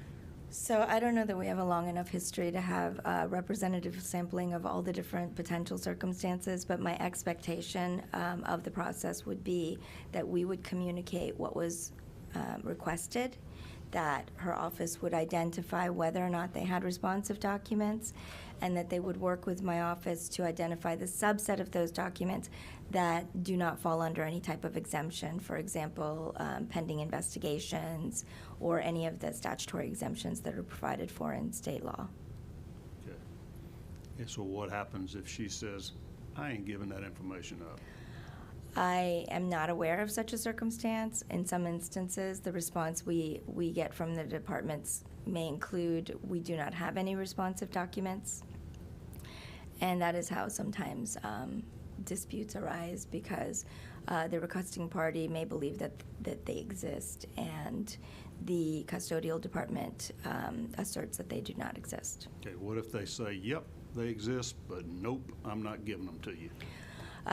You know they exist, your custodial people figured it out, it's public records. To my knowledge, that response has not occurred. But if it did, I would expect my Open Records team to review the statutory obligations under the Open Records Act with the custodial department to emphasize and impress upon them their legal obligation to provide the documents that are subject to the Open Records Act. Okay, thank you. Let me ask you about the county ordinance concerning reporting of gifts from vendors or independent contractors. Does Fulton County have such a policy? I believe, and I haven't reviewed that specifically for today, but I believe you are referring to the prohibitions that are contained in our ethics code. Yes. So Yes, what does your ethics code of Fulton County provide as far as the receipt of gifts from independent contractors or other vendors of the county or its agencies? I mean, if I could have a moment, I could try to pull that up, but just off the top of my head from previous reviews, there's a lot of language in our ethics code about appearance of impropriety, appearance of conflicts, avoiding appearance of conflicts. So my advice, if I were asked, would always be to avoid it altogether. However, there are certain customary gifts, chocolates at Christmas time, Christmas gifts, etc., things that are shared among everyone in the office. As long as it's of nominal value, and I believe the cutoff is $100. That sounds There is a nominal value that is allowed under our ethics code, but anything of significance beyond that is considered to be prohibited. And is it prohibited to receive it, or are you required to report it? I can't recall if it's a report. I want to say it's a reporting requirement, and the reason I can't recall is because I like to stay as far away from the line as possible, so my preference would be to not receive it. But it may be a reporting requirement. If you would like a certain answer, I can check either on a break Sure. or at some I'll point let you in do that proceedings. for me. Do you believe that ethics code applies to the district attorney or other constitutional officers of Fulton County? I'm not sure what the intent was when the code was originally enacted, but I know that there has been a determination by the Board of Ethics, which has purview over adjudicating matters relating to the ethics code, that it does not apply to the district attorney. And in a related occurrence, we have had a recent piece of legislation updating the ethics code in Fulton County to add, I believe the amendment is a sentence that specifically indicates that the ethics code applies to all elected officials in Fulton County. Do you know why? Why this clarification? I did not, I was not the sponsor of the legislation, so I cannot speak for the commissioner who sponsored it. But I do know that it was subsequent in time to the decision of the ethics board that the district attorney was not covered by our code of ethics. So there was an ethics complaint brought about the receipt of gifts, and it was determined that your existing ordinance or code, ethics code, did not apply. Yes, sir. The Board of Ethics determined that it did not have jurisdiction under the current ethics code. And the county commission has subsequently here in recent months amended that ethics code to make it clear that it does apply to constitutional officers such as the DA and the sheriff and the tax commissioner. Yes, I believe that was passed on April 17th or thereabouts. Yeah, very recently. All right, Mr. Chairman, tell us about that. Well, I mean, I can't add anything to what the county attorney has said. It came about, and I supported it when it came up. There's some loopholes, so we're trying to close all loopholes. Is it and so that is now, has been enacted, a recent ordinance or ethics code for the county? Yes, sir. And it now does require the district attorney and other constitutional officers to disclose gifts of more than a nominal amount. I think that's how it's worded. But it covers the district attorney and others, all elected officials. Right. What about reporting of gifts that are above $100 or a nominal amount? Are you required to report those or simply banned from receiving them? I'd have to check the exact language in the code. Sue will be looking while we talk. So just on a sort of philosophical level, Yes, sir. why do you feel like that was needed or that type of ban is appropriate for elected officials, including constitutional officers? Well, I wasn't the sponsor of the legislation, Right. but You voted for it? Or, I voted for it, yeah, to close any loopholes, so remove any doubt as to, who's covered, who's not covered, because the idea is for us to be open and transparent about what we're doing. Okay. And is there an appearance of impropriety if you were to receive kickbacks or things of benefit from folks that were contractors or vendors of the county? Okay, repeat that one. Is there an appearance of impropriety or wrongdoing for elected officials to receive kickbacks or things of benefit from vendors or independent contractors of the county? Well, I would say if it's over whatever that amount is, then that would be a problem. Okay. And is the reason is that your independent judgment and acting on behalf of the people brought into question if you're receiving things of benefit from those that you're doing business with? Well, I mean, we want to be above reproach. I guess that's used quite a bit by elected officials, and that's the intent, so that we are above reproach and that we are open and fair in our dealings. And we have blackout periods where we cannot even contact to those who are seeking to do business with the county. Even though it was recently determined that the ethics provisions did not apply to constitutional officers, did DA Willis fill those type of disclosure forms out, those gift forms, in the past? I'm not aware of it. I don't know about that. Okay. I've not seen. What about any Paul filings. Howard? Did he fill those type of forms out in the past? I have no knowledge of that. Yeah. Yes, he wasn't using independent contractors anyway, right? I don't recall him using the special prosecutor. So I'm not aware. Has the But county? I have not reviewed what other elected officials are, reporting. Has the county commission ever come in and ask any agency heads or constitutional officers to terminate or void or alter any contracts with independent contractors or vendors? Okay, repeat the question. Has the county commission ever come in and asked for department heads or constitutional officers to terminate or void or amend or change any contracts that they might have entered into with independent contractors or outside vendors?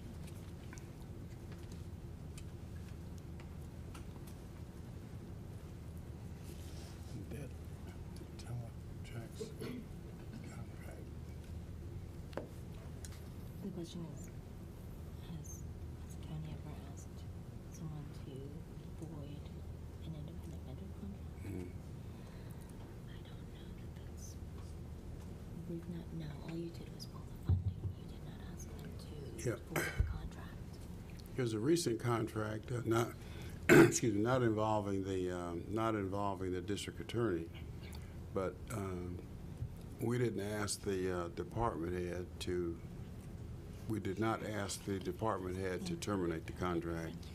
We simply terminated the funding of the contract, and the effect of that was to terminate the contract.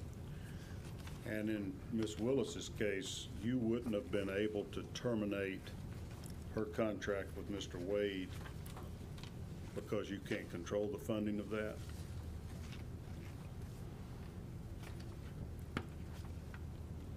All right, let me make sure I understand the question. So Ms. Wade had a contract with Mr. Wade to be special prosecutor as an independent contractor. And you have not asked her to terminate that agreement. The judge ultimately did, but a county commission never. The board did not. Okay. No, sir. And was that because you approved of that arrangement or because you didn't think you had the authority to require her to terminate that arrangement?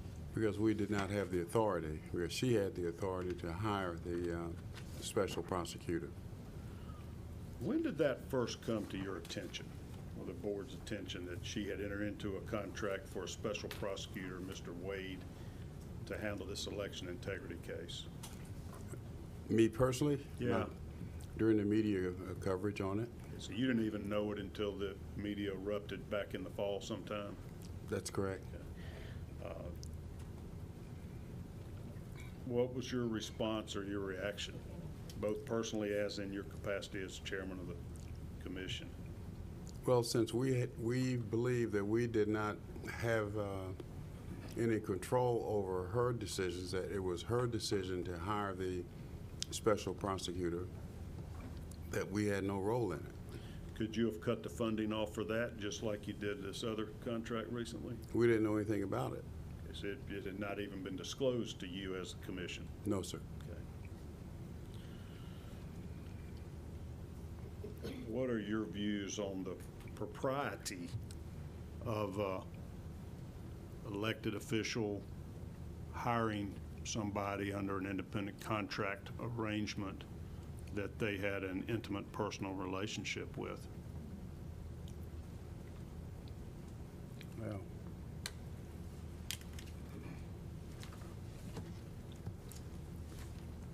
here are my personal views on. Yeah. I think I believe our revised code of ethics covers a situation like that. It's been amended. Is that correct? The revised code that you support would prohibit that, right? Yes. Okay. It was, the definition, I think, was expanded to include personal relationships. Ms. Joe, can you elucidate us any on this? You're leaning forward in your seat as if you might have some information for me there. I did not intend to lean forward like that. Be careful, I'm watching. I don't want to speak for the chairman, but I believe the recent enactment that he is referring to is a new anti-nepotism policy Right. that would cover personal relationships of this nature between an official and an independent contractor. Okay. Is that a new ordinance as well? Or It has that is. been there? It is. Our prior ordinance was located within the Civil Service Act, so it was limited in its application to employees and would not have applied to independent contractors. Would it have applied to employees of the DA's office? Yes. Okay. So if Mr. Wade had been hired as an assistant DA, it would have violated the then existing nepotism policy? Assuming that they had that type of relationship, yes. Okay. I think that's been admitted by both parties at this point, right? You keep up with the press, correct? I mean, Yes, but in our hypothetical, I mean, it depends on the timing. yeah. So the amendment was to expand on your existing anti-nepotism clause that would prohibit superior from having a relationship, intimate relationship with an employee, to include independent contractors in that ban. In effect, yes, Okay. it expands it, but it had to do it through a separate policy because the original policy is within our Civil Service Act and therefore limited in application to employees. So there is a separate policy that is a county-wide application that prohibits all of the same things that also applies to independent contractors because it is not limited by the scope of the Civil Service Act. And that was enacted when? I believe that would also be April. All right. Was it April? So both of April these, 17th as well, both of these, your ethics policies, your anti-nepotism, your gift, have recently Yes. been expanded. and they were expanded to capture this type of situation that we're dealing with here with Ms. Willis and Mr. Wade. Had they been in place, both would have captured this, would have applied in this instance. Okay. And was there any rationale for not including independent contractors in the past, or was that just an oversight? That is well, I will say these are all fairly well-established older policies, but as to the anti-nepotism policy specifically, I think the limitation is simply where it was located, which is the Civil Service Act. And because it was located in that act, it was not deemed It could not apply to anyone but employees. Okay. Do you know whether the district attorney's office has a separate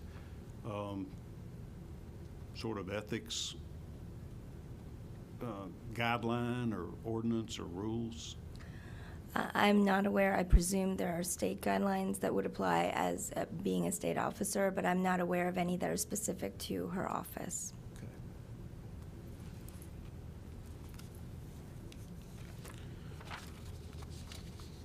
One of the things that was brought forward in one of our previous hearings is that Ms. Willis entered into an independent contract for essentially a publicist, a PR firm to help guide and monitor publicity. Is that the type of contract that the county would need to approve or fund? I'm not aware of that contract, but it would,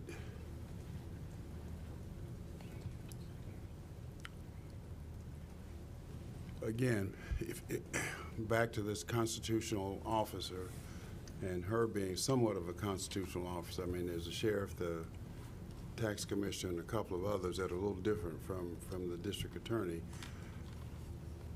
But if she had, and your question is about the district attorney, Yeah. if she had the funds in her budget, then she could, without coming to us, coming back to the board seeking approval. Did she ever ask for funding for a PR firm out of New York City in her different budget requests? Is that anything in the line item, Ms. Whitmore? She was asking for $36 million. She explained part of it would be spent for a New York City PR firm to monitor her publicity. Not that I recall. I would have to research that. Mr. Chairman, is that something that the Board of Commissioners would ordinarily approve or budget for various departments? Well, again, if that's not something that we would, as a matter of course, routinely be aware of, and I can't recall ever of a request like that coming before the board. But if it's in a department's budget, particularly a constitutional officer's budget, and he or she feels that that's what they need, then if they have the funds under this umbrella of a constitutional officer, they can do it. But you're the one that has to approve those funds, because I can assure you that's not in our state budget. Well, We don't give PR money to DA's offices. We wouldn't be funding that specific line item. We would be funding whatever she requested. Then once the money is approved, then the constitutional officer, once the constitutional officer's budget has been approved, they can make changes as they deem appropriate. Does your Board of Commissioners have a contract with any type of media monitoring service or public relations service? Does the Board of Commissioners? Yes, sir. As a board, no, sir. Okay. Would you approve that type of funding if she had specifically requested it? Would the board have? Yeah. I mean, I can't speak for the entire board, but knowing the board as I do, probably not. For that, for the purpose that you've outlined, probably not. Okay. You learned, I guess, the same way the rest of us did back in the fall, as essentially the media reported this relationship between Ms. Willis and Mr. Wade. What type of pressure was put on the Board of Commissioners, or was it anybody complained to you, or was it frustrating that you couldn't do anything about it? I'm curious what the reaction was from the board when all this scandal erupted. Well, there's no pressure on the board per se. I mean, individual constituents, may have commented, here and there, but there's no, I didn't feel any pressure. Obviously, people would comment on what they had seen or heard or read, and I'm sure that's true for the rest of the board as well, but no pressure. Yeah. You've kind of explained here today that the board really has no supervisory authority or control over how Ms. Willis spends the dollars that you budget for her, but the public had the presumption, until you're clarifying it here now, that the board approved this device of using an independent contractor as a special prosecutor. It helped fund this election integrity case, and a number of attorneys, both private contractors and assistant DAs, being engaged in it, and endorsed or didn't disapprove of the relationship between Mr. Wade and Ms. Willis. What is your reaction or response to that? Just kind of like you told us today, that's out of your control. You may not approve it, but can't stop it or prevent it. Well, you just said a lot now, and, Yeah. and I can't, I'm sorry about can't that. follow all of that. All right. Okay. So if you could repeat, I mean, the last. Maybe I can break it down. Yes, sir. Do you feel like the Fulton County Board of Commissioners supported this election integrity case, or 16 cases, either by financially supporting her to pursue those cases? Well, I don't think the board, the board had no position or has no position on it. The district attorney, as I understand how district attorneys operate, they are free to choose the cases that they get involved in. And we, as a board, have no input into that. You were never educated about that before the fact, About those prosecutions, election integrity cases? I mean, was the board informed that Yeah. the district attorney was going to? You've made it clear she didn't specifically ask for funding for that prosecution or for the hiring of special assistant district attorneys to lead that prosecution. Did you That's even right. know that was happening and that you were funding that even if it was in the big chunk of money? No, we're not advised of her work program, if you will. I mean, we provide funding for her, and she sets her own work program, and I think that's probably true for, as I understand it, for all district attorneys. Okay.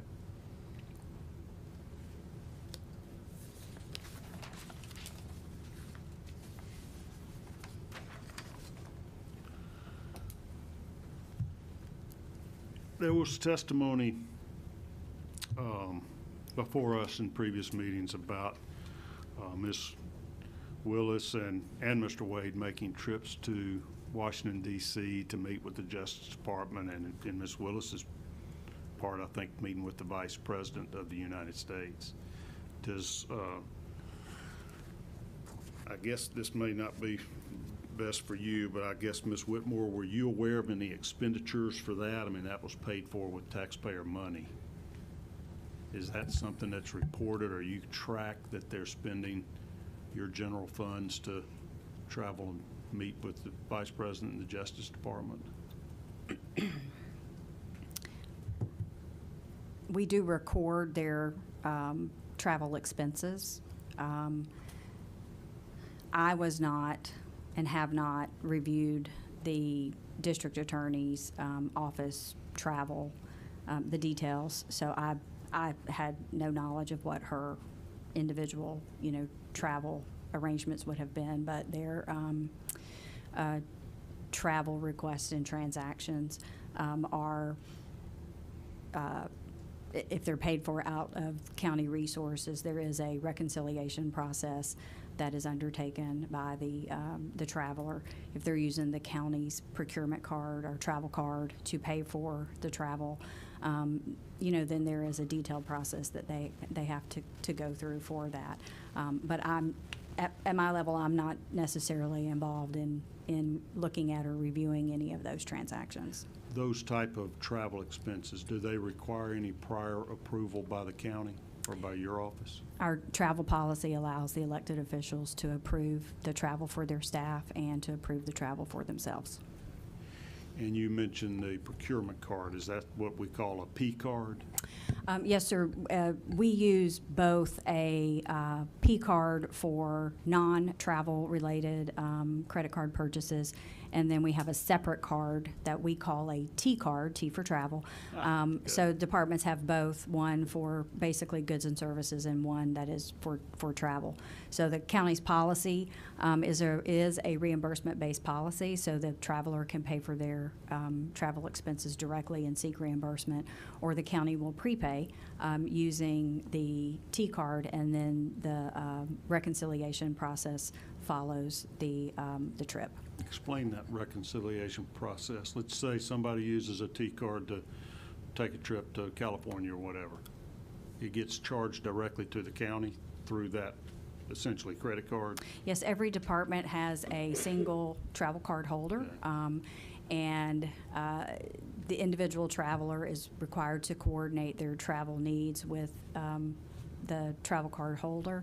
Travel card holder makes all of the arrangements and charges for that card, and the traveler, if they're traveling for official county business, is expected to return and supply through Concur. We use the Concur platform for our travel reconciliation process.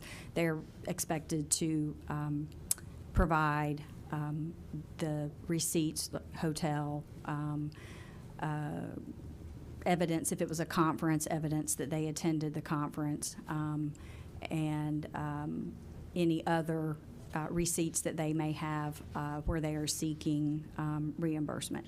So that is, when I refer to the reconciliation process, that is what I'm referring to from the traveler's perspective. And then each month, the travel card holder is required to pull their bank statement for the card and complete the reconciliation process for that bank statement for that period, so that we can process payment to the financial institution that we use for our credit card purposes.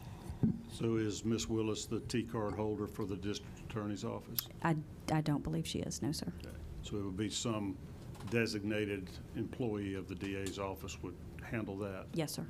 And at the reconciliation stage each month, they would submit the receipts from each member of that agency or department that had utilized the card? For the charges, they would need to submit the requested documentation for the charges on the card for that statement. Okay. Are there limits as to say, you know, when you put somebody up in a Ritz-Carlton versus a Holiday Inn, are there caps on how much you're allowed to spend on So lodging or travel? Our policy does outline those type of limitations, yes, sir. And if somebody exceeds those limitations, do you simply cut the reimbursement off at whatever your cap is or your guideline calls for? If they have requested an exception, so say they're traveling to an area and there are no hotels available, it's a conference, there are no hotels available at the host hotel, and they have to move to a different location, and the rates are higher, they can ask for an exception to that and seek approval for that. But otherwise, they may be charged back for those costs that are outside of the allowances allowed through the travel policy. Does the department head have the power to override those allowances, create exceptions, as I think you said? Exceptions are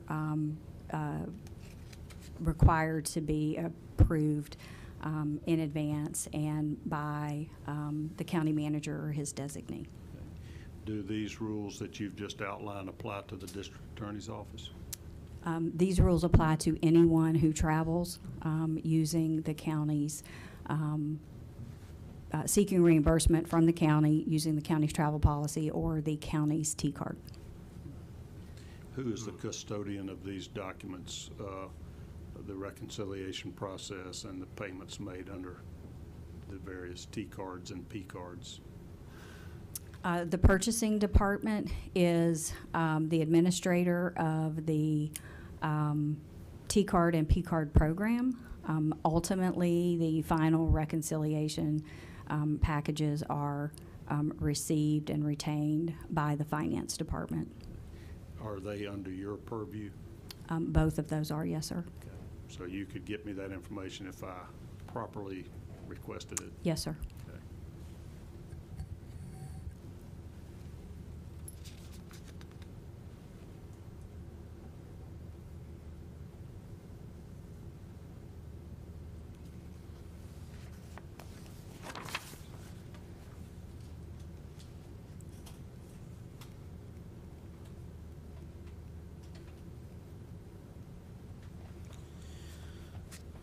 Mr. Pitts, you are on the audit committee of the commission. Yes, sir. Is that by virtue of your position as the commission chairman, or is it a subset of the commission? How's that created?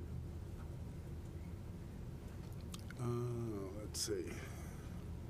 I think it's a 5-member committee, I believe, and 2 commissioners sit on that committee, and they're appointed or nominated and appointed by the board. And currently, you are on the audit committee? Yes, sir. Okay. And is Bob Ellis the other commissioner? Yeah. Right. Commissioner Ellis is chair of the audit committee. And who would the other 3 members be then, if you are the 2 commissioners? The private citizens. And what's the authority or the power of that audit committee? What's the role of the audit committee? Well, we work with the county auditor, Mr. Anthony Nix, and to provide audits for various departments, areas when we see or feel that need to be looked into from an audit point of view, whether it's financial or programmatic or otherwise. I know only what I've read in the Atlanta Journal-Constitution about this, but apparently there was a recent audit report that had been requested by the audit committee. Yes, sir. Tell me about that. What was that audit for? I believe you're referring to the audit that was done at the request of the audit committee. We utilized an outside firm called Cherry Beckert, nationally recognized firm, to look at and review and it wasn't really an audit, it was a review of our purchasing, primarily purchasing requirements, processes within the county, and looking at all departments, but focused in on the sheriff's department and the district attorney's office in particular. And did that Cherry Beckert, is that how you? Beckert, yes, sir. Did it produce a written audit report of its work? It did. Okay. And was that presented to the commission? Yes. Or just to your committee? No, it was presented to the commission, and we had 2 representatives from the firm make a presentation to the full board a couple of meetings ago, maybe 3 meetings ago.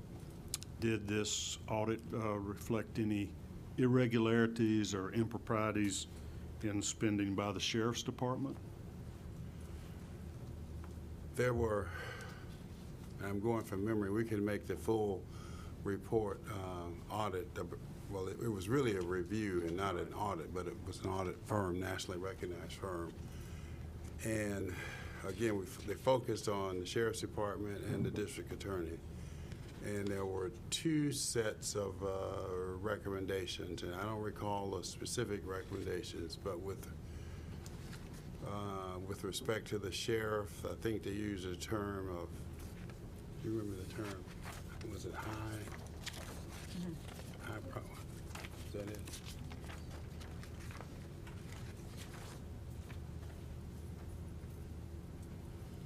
Yeah. So the conclusion was the county sheriff's office risk level, they call it, was high, and it lists certain areas. And with respect to the district attorney, the risk level was medium. Did it list particular areas that there was a medium risk for impropriety by the district attorney's office? Well, I can read from the document here. The use of prosecutorial discretion as a justification comes with the risk of it being used with greater frequency, with more purchases being made over time outside of county rules and procedures.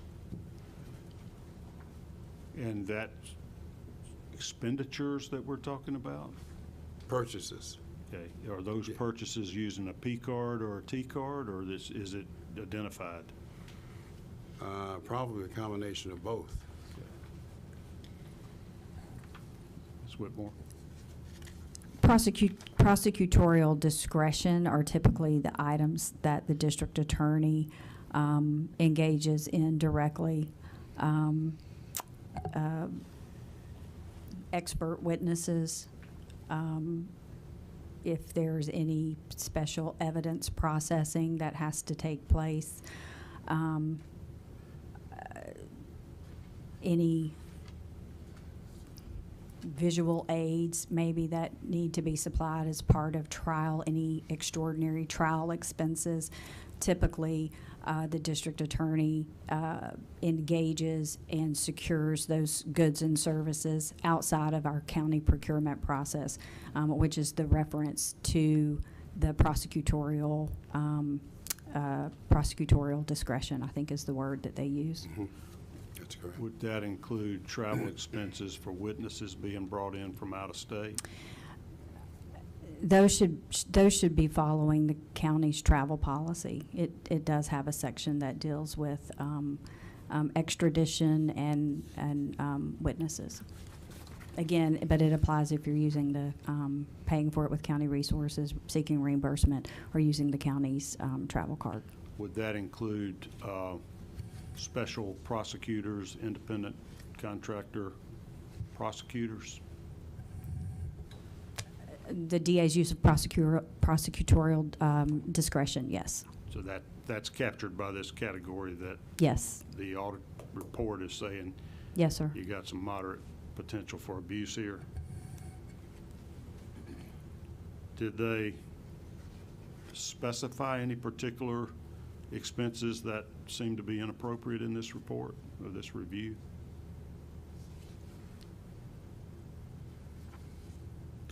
Probably in the larger report, there were some instances, but I'll have to provide that to you because that's not in this document that I'm looking at now. Okay. Ms. Whitmore, have you provided that document? You've given me a book full of things. I don't know how much made it to it yet, but you're still in progress. I have not. The subpoena asked for audits. You don't consider this an audit, and this is just a review? Yeah, it was a review, so I did not include it. But Could you voluntarily provide me a copy of that report that you have, as well as the full report, this review? Sue, is that sufficient? Yes, yes, sir. Okay, thank you. Noting it now. I'm sorry, what? I appreciate that.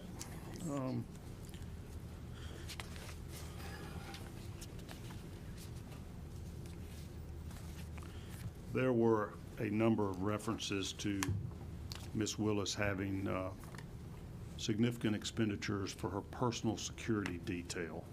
Is that something that was presented to you in a budget request? So, repeat that one, sir.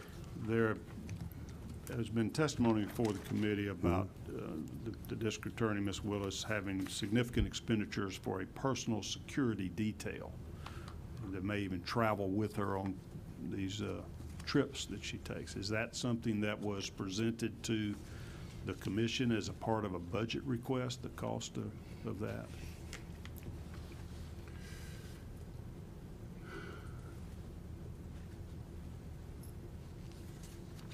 I don't know whether or not, as a matter of course, the district attorney has a security detail. I don't know the answer to that. Did Mr. Howard ever have a security detail? I know that he had, we had some security enhancements around his home at one point because of some threats that he received. Okay. Now, with respect to District Attorney Willis, again, I don't know whether she routinely had a security detail or whether we paid for one. But in this particular instance, because of the YSL trial in particular, and What does YSL stand for? Young Slime Life, I believe. Isn't that Okay, correct? Is that so right? that's Young Slime Life. That's the gang-related Correct. prosecution's been going on for a year now. Yes. Okay, got it. Because of that trial and the election interference, it came to us in executive session that she was receiving, as were a number of us, me included, Yeah. particularly during the election back in 2020. I had a detail with me, but because of the YSL trial and the election interference, she was receiving threats, bodily harm, pretty serious. So a report was made to us about that in executive session, and a request came to us on her behalf to provide additional security for her. And after listening to what was going on, we, the board, listened, and then in open session decided and voted to provide additional security for her. What's the cost been for that additional security, and is it continuing up until today? I don't know whether it's continuing, but do you have the cost of the security?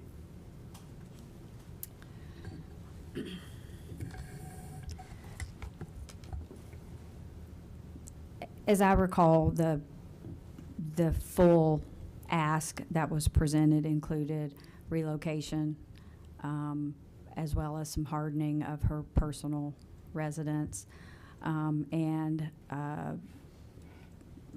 law enforcement support from at least 2 outside jurisdictions.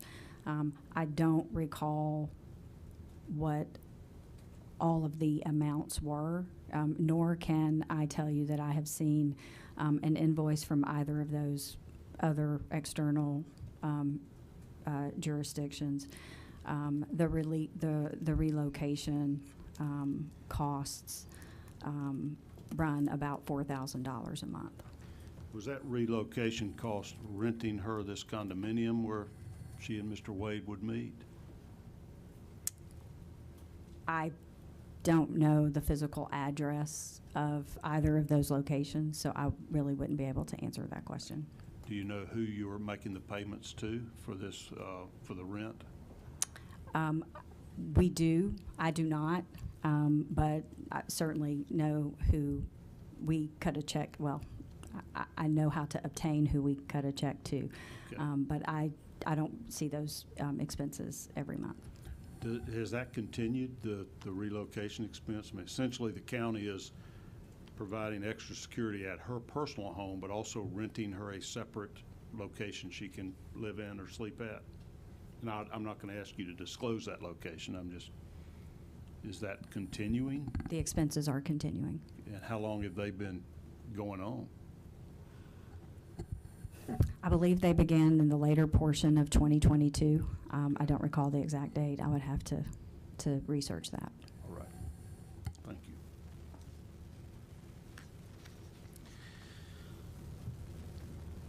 Ms. Joe, you had mentioned this, I don't know if I'm calling it a civil rights office, but what is the county's structure for receiving complaints of employment discrimination against the county or any agency of it?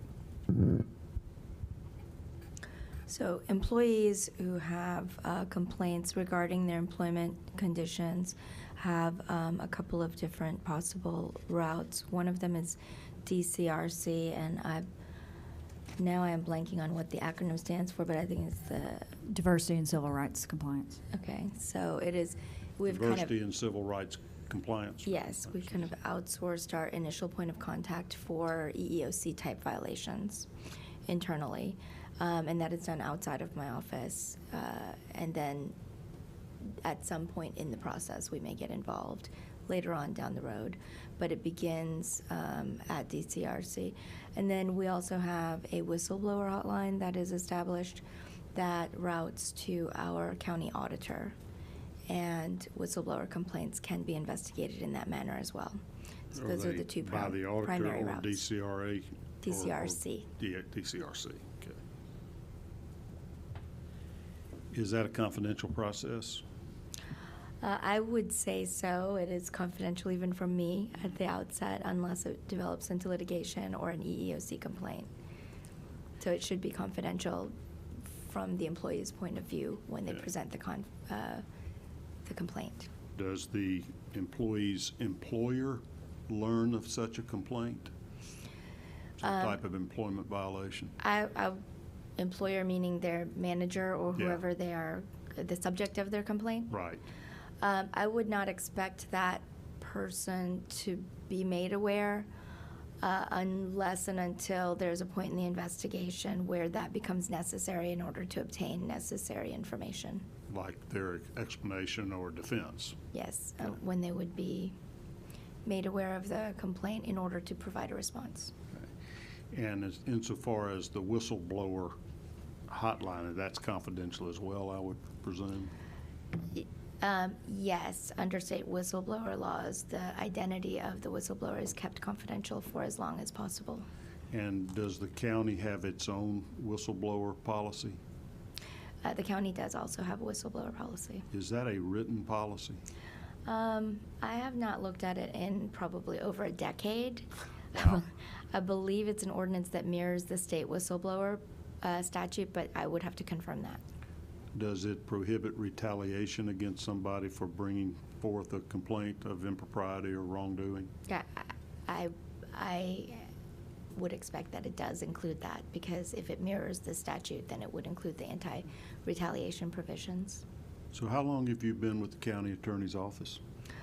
2.5 years as the county attorney, and then 10 years prior to coming back as the county attorney, I was a line attorney in the office for 4 years. So. Okay.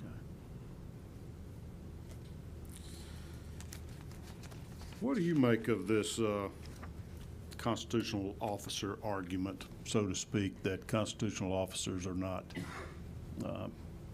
subject to any supervision or control by the county commission? So, are you asking for my personal opinion or my understanding of the state of the law? I'd love to have them both. Let's start with the law, because Well, so- we may be looking for ways to change laws, and I'd be interested in your personal views from your experience. So, as to the state of the law, I will say that the challenge presented for my office, for the board, and to some extent, I would imagine, for the officers involved, is that there is this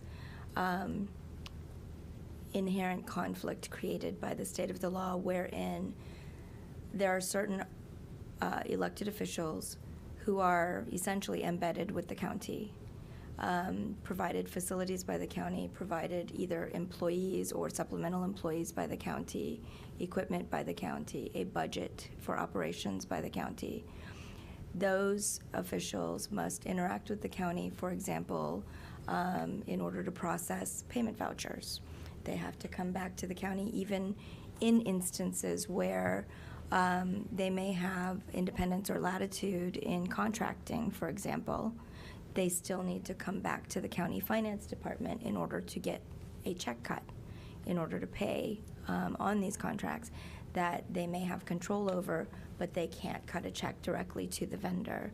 So there is this kind of built-in tug of war where two parties who are essentially operating independently, one is funding another without any necessary input or oversight into the process or any of the contracting, but essentially is on the hook when it comes to processing the payments, when it comes to supplementing budgets after the fact in order to make up for budgetary shortfalls because of those expenditures, and ultimately may be left with the legal liability and exposure should there be any issue with the way in which those services were obtained.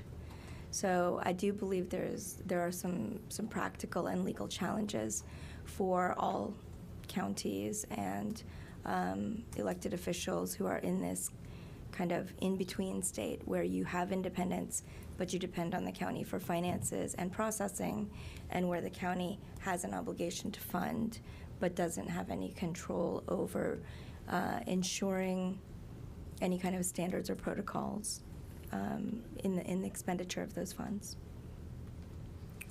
Very well stated. If you are probably as knowledgeable in this interface of the county governments and state elected officials or county elected officials, in the case of a DA, as any attorney around, if you have suggestions to our committee on how we could clean this up a bit through statutory amendments or modifications, please feel free to give those to me. Okay. And while I have you there at the witness chair, as the county attorney, I have mentioned to you sort of pre-meeting, if there are any documents that you have produced to us so far, you've got the whole notebook in front of you, or that you may produce in the future as you complete the document production that you feel like contain confidential personal information or otherwise privileged information, please identify that to me. You've been so good here to have all these documents bait stamped so we can very clearly identify which pages you're talking about. Then I will treat them as confidential within this committee. We will not be making these documents public other than available for review of committee members until I hear back from you, hopefully in the next week or two. Thank you, Fair Mr. enough? Chairman. Okay, thank you. At this time, I am going to turn the chair over to you, Madam Leader, or any designate of the minority party if there's additional questions anybody might want to make at this time. Thank you, Mr. Chairman. This is Mike 9 that Senator Harold Jones will. Harold Jones, all right. Question. Number 10. You got Oh, it. you got 10. And also, no, not 10. You're recognized, 10. And then Senator also, Jones. and there's also, can Senator Estevez also ask a couple of questions too? It'll literally be like one. But I may cover all of them. Okay. Tell them to hand So, it to you, just I like got you. Dolezal's been giving them to me. We're trying to follow the rules. Yeah, I've been noticing that. He's been right in the my butt. assistant, just like the He's been chairman right in the has butt. several assistants. So. I was just looking at the code section 15, 18, 20, because that is one of the things that we maybe have some purview over. So the issue about the district attorney and the spending, now that has been really the law in Georgia for forever. I mean, even the case that you cited, the amusement sales case, that case cites a case that goes all the way back to 1984, which makes clear that this language about may should not be read as a shall at all, that it is a may, and that basically it's an agreement, is it not right, between the district attorney's office and the county and the local governing authority of how they do this. And that's been how we've been operating for years in Georgia. Is that not correct? Yes, I would agree that the construction that's contained in the 3 cases that I mentioned has been well established since at least the 1980s in Georgia. And when we talk about trying to change that, one of the other offices that would come under that particular change, if we change this particular statute, would also have to be the sheriff's officers too. They would also have to be changed too, I guess, in degree of fairness. We wouldn't just change one office, would we? So I'm not sure that an amendment to this statute would impact them, since it is specifically about a district attorney's authority to hire assistant district attorneys. Well, in reality, isn't it actually what we're really talking about is the constitutional office, not necessarily just district attorneys? Or are y'all only making the position that the district attorney should be subject to a change and no other constitutional office should be subject to a change? I'm asking all 3 of you. So repeat the question. Is the argument that only district attorneys as constitutional officers should be subject to a change, but no other constitutional officers should be subject to a change as far as their spending patterns are concerned? No, it's not. It's not specific to the district attorney. Okay. It's the issue that I have, and I just be in all openness, honesty. My position is different from that of my colleagues. I have a philosophical difference with this notion of a constitutional officer being able to spend money that the legislative body has appropriated any way that he or she chooses. It may be, I understand the words, it may be legal, but being gay was illegal at one point. Interracial marriage was illegal. Segregation, well, not illegal. Yeah, well, that's illegal. Discrimination was legal. So I have a philosophical difference with that. I think that we appropriate money, and I'm not singling out the deal, it's all of them. That's the difference. So and my colleagues don't see it as I see it. I understand, but to be consistent, it would have to also include the sheriffs Absolutely. too. Absolutely. And the tax commissioner, there's 4 of them, right? Yes, and also the clerk's office. And the clerk's It office. would include all of those. Right. Yes. This may be splitting hairs, but I do want to clarify that the constitutional officers under the county constitutional officers are just the 4, the sheriff, the That's correct. probate judge, the clerk of the Superior Court, and the tax commissioner. We would consider the district attorney to be a state constitutional officer, which is Right. some But differences. They have the same kind of purview over their budget as the others do, as far as They like- have some right. additional latitude and independence than other elected officials, yes. The sheriff, wait a minute, you're saying the sheriff doesn't have latitude in his budget?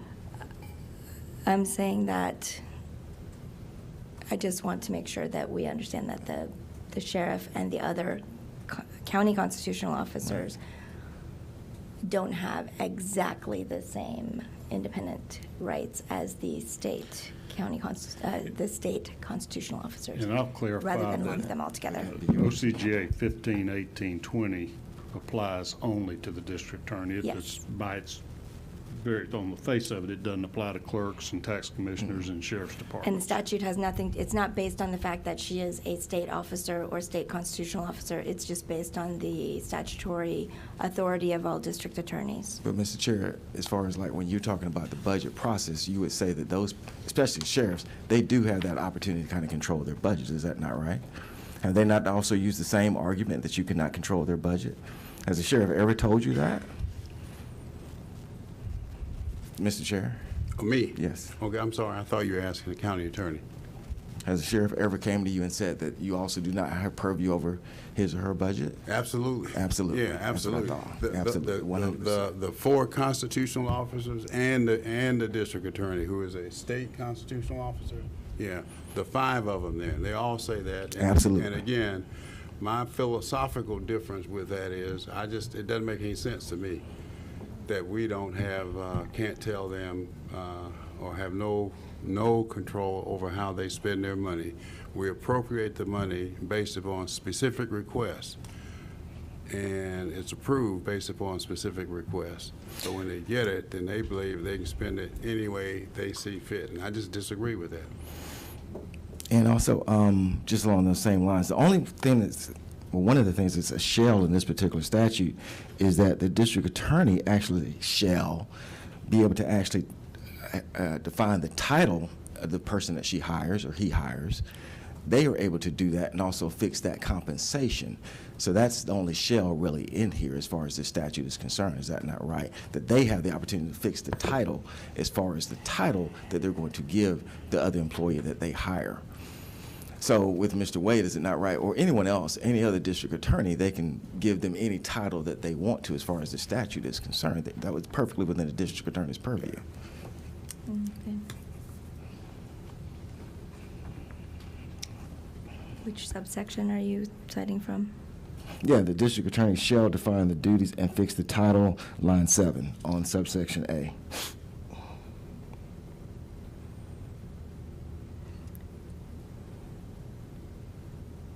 Oh, I see. So that's been completely within his or her purview to do that, according to the statute. To fix the title, to That- determine what they're going to Yeah, prosecute. that is what the statute Right. says, yes. So he or she would not have to come to the county commission to say that I want to have a special prosecutor for a specific event, whether it's election integrity or anything of that nature, because he or she shall be able to fix that particular title in their job duties. Is that not correct? That's correct. Okay. Also kind of looking at this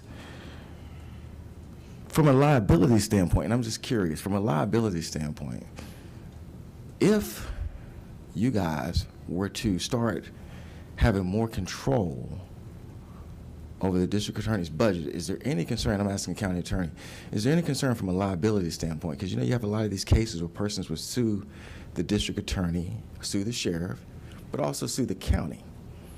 And the case law says, well, they're separate entities. And so therefore, you can't sue the county, you guys, for what the sheriff does or what the DA does, because they're separate. And what the court would do is go through a litany of things to show the separation.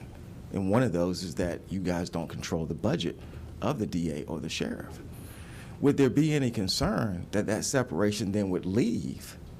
And now all of a sudden, when somebody sues the district attorney's office, they might be to sue you too. Would you have that kind of concern? So one of my least favorite things is running a complete legal analysis on the spot because Sure. I don't think it's very thorough. But just as an initial matter, as a practical matter, we are always sued with the official in most cases. We frequently provide representation under our plan of defense once we undertake representation. We also provide payment of the judgment, should there be one. So we are already on the hook, so to speak, if we are sued with them. I think, and to make it clear, I don't know that any of us are here to take a position on what should be done. I think that is within the purview of your body to make legislative recommendations.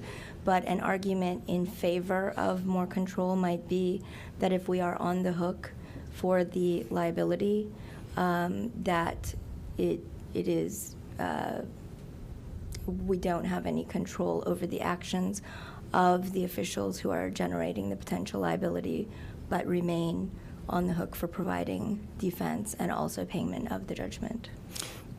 But normally in those cases, you guys are actually dismissed, and there's actually a question about, especially for sheriffs, whether you're actually technically on the hook or not. Once The we county will pay it, but once it's we, not necessarily okay, key. I will say this. In the Yeah. 27 years that I have worked in government defense, I have never known any of the governmental entities I have worked with not to pay the judgment, should there be one after we have undertaken representation. And under the current iteration of our plan of defense in Fulton County, once we undertake representation, unless there is cause and we discontinue representation, we would be providing payment of the judgment, should there be one, or settlement. But from a standpoint of being sued, Mr. Chair, would that give you any concern that when a district attorney now is sued, they're also going to they can legally bring in Fulton County if you guys started trying to dictate salaries? There's a possibility that could happen. Would that give you any concern? Probably. Okay. And I bring that up because just in many cases, but in 2023, you have a federal court case that says County has to be dismissed because the law in Georgia shows that exclusively that the district attorney is a separate entity from the county. And one of the things that they point out is that the district attorney controls the compensation, and counties only possess the power to approve the amount. And so I guess my point just is, you said would concern you, if you get into the business now of actually trying to control compensation, it might just do an intermingling. And that's just a question that I had, and you answered it.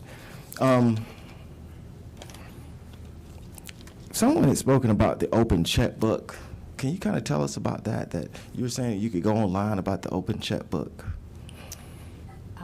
Can you Yes. kind of tell us what that is? It's an open part of our open government platform.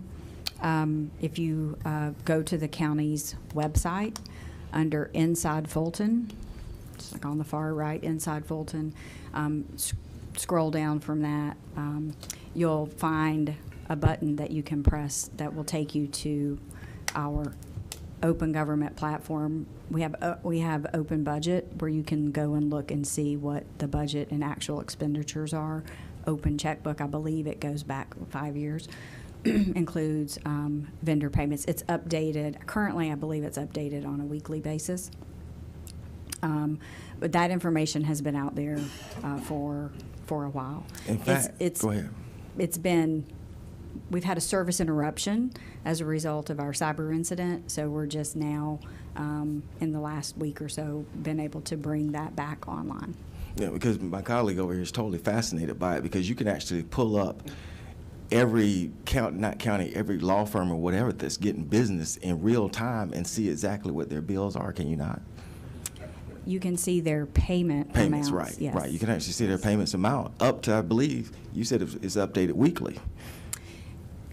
Yes, it should be updated weekly. So a lot of the questions that we have as far as like payments and openness, it seems to me that you guys actually are very open, doing way more than Richmond County, quite frankly, that you guys are very open as far as how this process works. We have been working on our transparency for a while now, but yes, we try to have as much information available as possible. Anything else? That's good. I don't have anything else, Mr. Chair. Senator Jones, while we got you here, as an ex-solicitor, how is a solicitor's budget handled? Is it the same as the DA's or different? Is it, it's a similar situation. Solicitors are elected by the people for their judicial circuit, or are they on a county basis or judicial circuit? Oh, well, if you have one, you're on a county basis. Okay. Because every county does not necessarily have to have a solicitor. They would only have that if they had a state court. Right. Okay. Yeah. So the way our budget works Who pays the is solicitor and the county. assistant solicitors? The county. counties? Yes. Totally? County. Totally. Okay. And so the way it works is you just apply, put your budget request in, and they approve it or don't approve it, which normally they're going to approve it. And they give you a lot of discretion. Now, can a solicitor have the same opportunity to say as a constitutional officer? That was my next question. I know. I don't know. Do we have that same opportunity? No, but it also is the prosecutor's office, so normally they're more Hands-off. open as far as hands-off, exactly. Allow for They're prosecutorial always going to give more discretion, et cetera. latitude as far as that is concerned, especially on prosecutorial discretion. Yes, absolutely. So no state funds go to fund the solicitor or assistant solicitors as far as If you know? it can be like a victim's assistance grant or something of that nature may be in there, but Domestic other than violence that, prosecutors right, if you had and like a stuff. domestic violence, that might be in there. That's something new that was around when I was there, but primarily you're going to the county. That has been sort of banging around in my mind when you started talking about all the different type of courts that the ORCA funds went to. Some of those are county only, like your magistrate court, your municipal court, your state court, whereas Superior Court system, now you're into state salaries, et cetera. Okay. Y'all have been fantastic and very patient and very cooperative with our committee, and we appreciate that. Thank you all for being here today, and I will await any additional documents that you might be able to produce to me. And Ms. Joe, of course, if you'll let me know about anything that's privileged or confidential before we put anything posted to the public site. I will, and I also committed that I would look at the ethics code regarding you. gifts and honoraria, and I wanted to let you know that I did find the sections that I was thinking of. All right, you want to tell me? Yes, I will go through it real quickly, Sections. hopefully. So there is a prohibition of any officer or employee to solicit or receive any gift from a prohibited source. The prohibited source is defined as someone, among other things, who is seeking official action from or seeking to do business with the county. As far as the disclosure requirements, every year there are certain officials who are required to file a financial disclosure. This includes all elected officials of Fulton County. And one of the things that is required to be reported is any honorarium from a single source in an aggregate amount of $500 or more.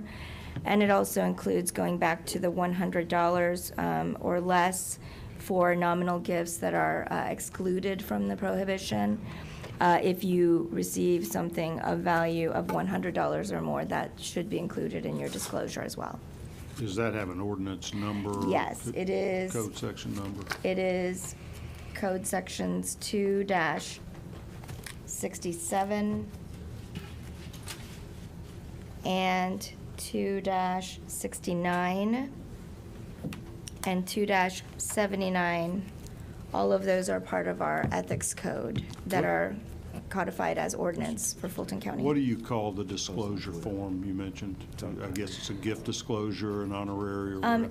It's an annual financial disclosure. The section is entitled Disclosure of Income and Financial Interests. So you list any income you make outside of the county and other real property that's owned, and any gifts that were received, any financial interests that are covered in these sections A through C need to be included in the disclosure. And that is required to be filed by the district attorney as well? As an elected official, she would be required to file. I am required to file. Most of our executive team is required to file. Ms. Whitmore, have I requested that, in your opinion? You have. And it's included in your binder, Right. section 11. Thank you so much. All right. Partially included in section I 11. understand it's a work in progress, and I know the cyber attack has been a problem and whatnot. Y'all doing everything we can. Committee members, I apologize for the late notice of this meeting, and I appreciate y'all's efforts to be here. I am looking at my calendar now for a potential next meeting, and I wanted to bounce off of you guys the dates of May 23rd or 24th. That's a Thursday, Friday, 3 weeks out. If you don't have to tell me right here on the spot, but if y'all would please check your schedules and let me know, because I certainly want to accommodate everybody that's spending their time with this committee, and just bounce it back off to me or my admin Cindy, and we'll let you know in the next week or so if we're going to be able to have that. And with that, we are adjourned. Thank you. Thank you.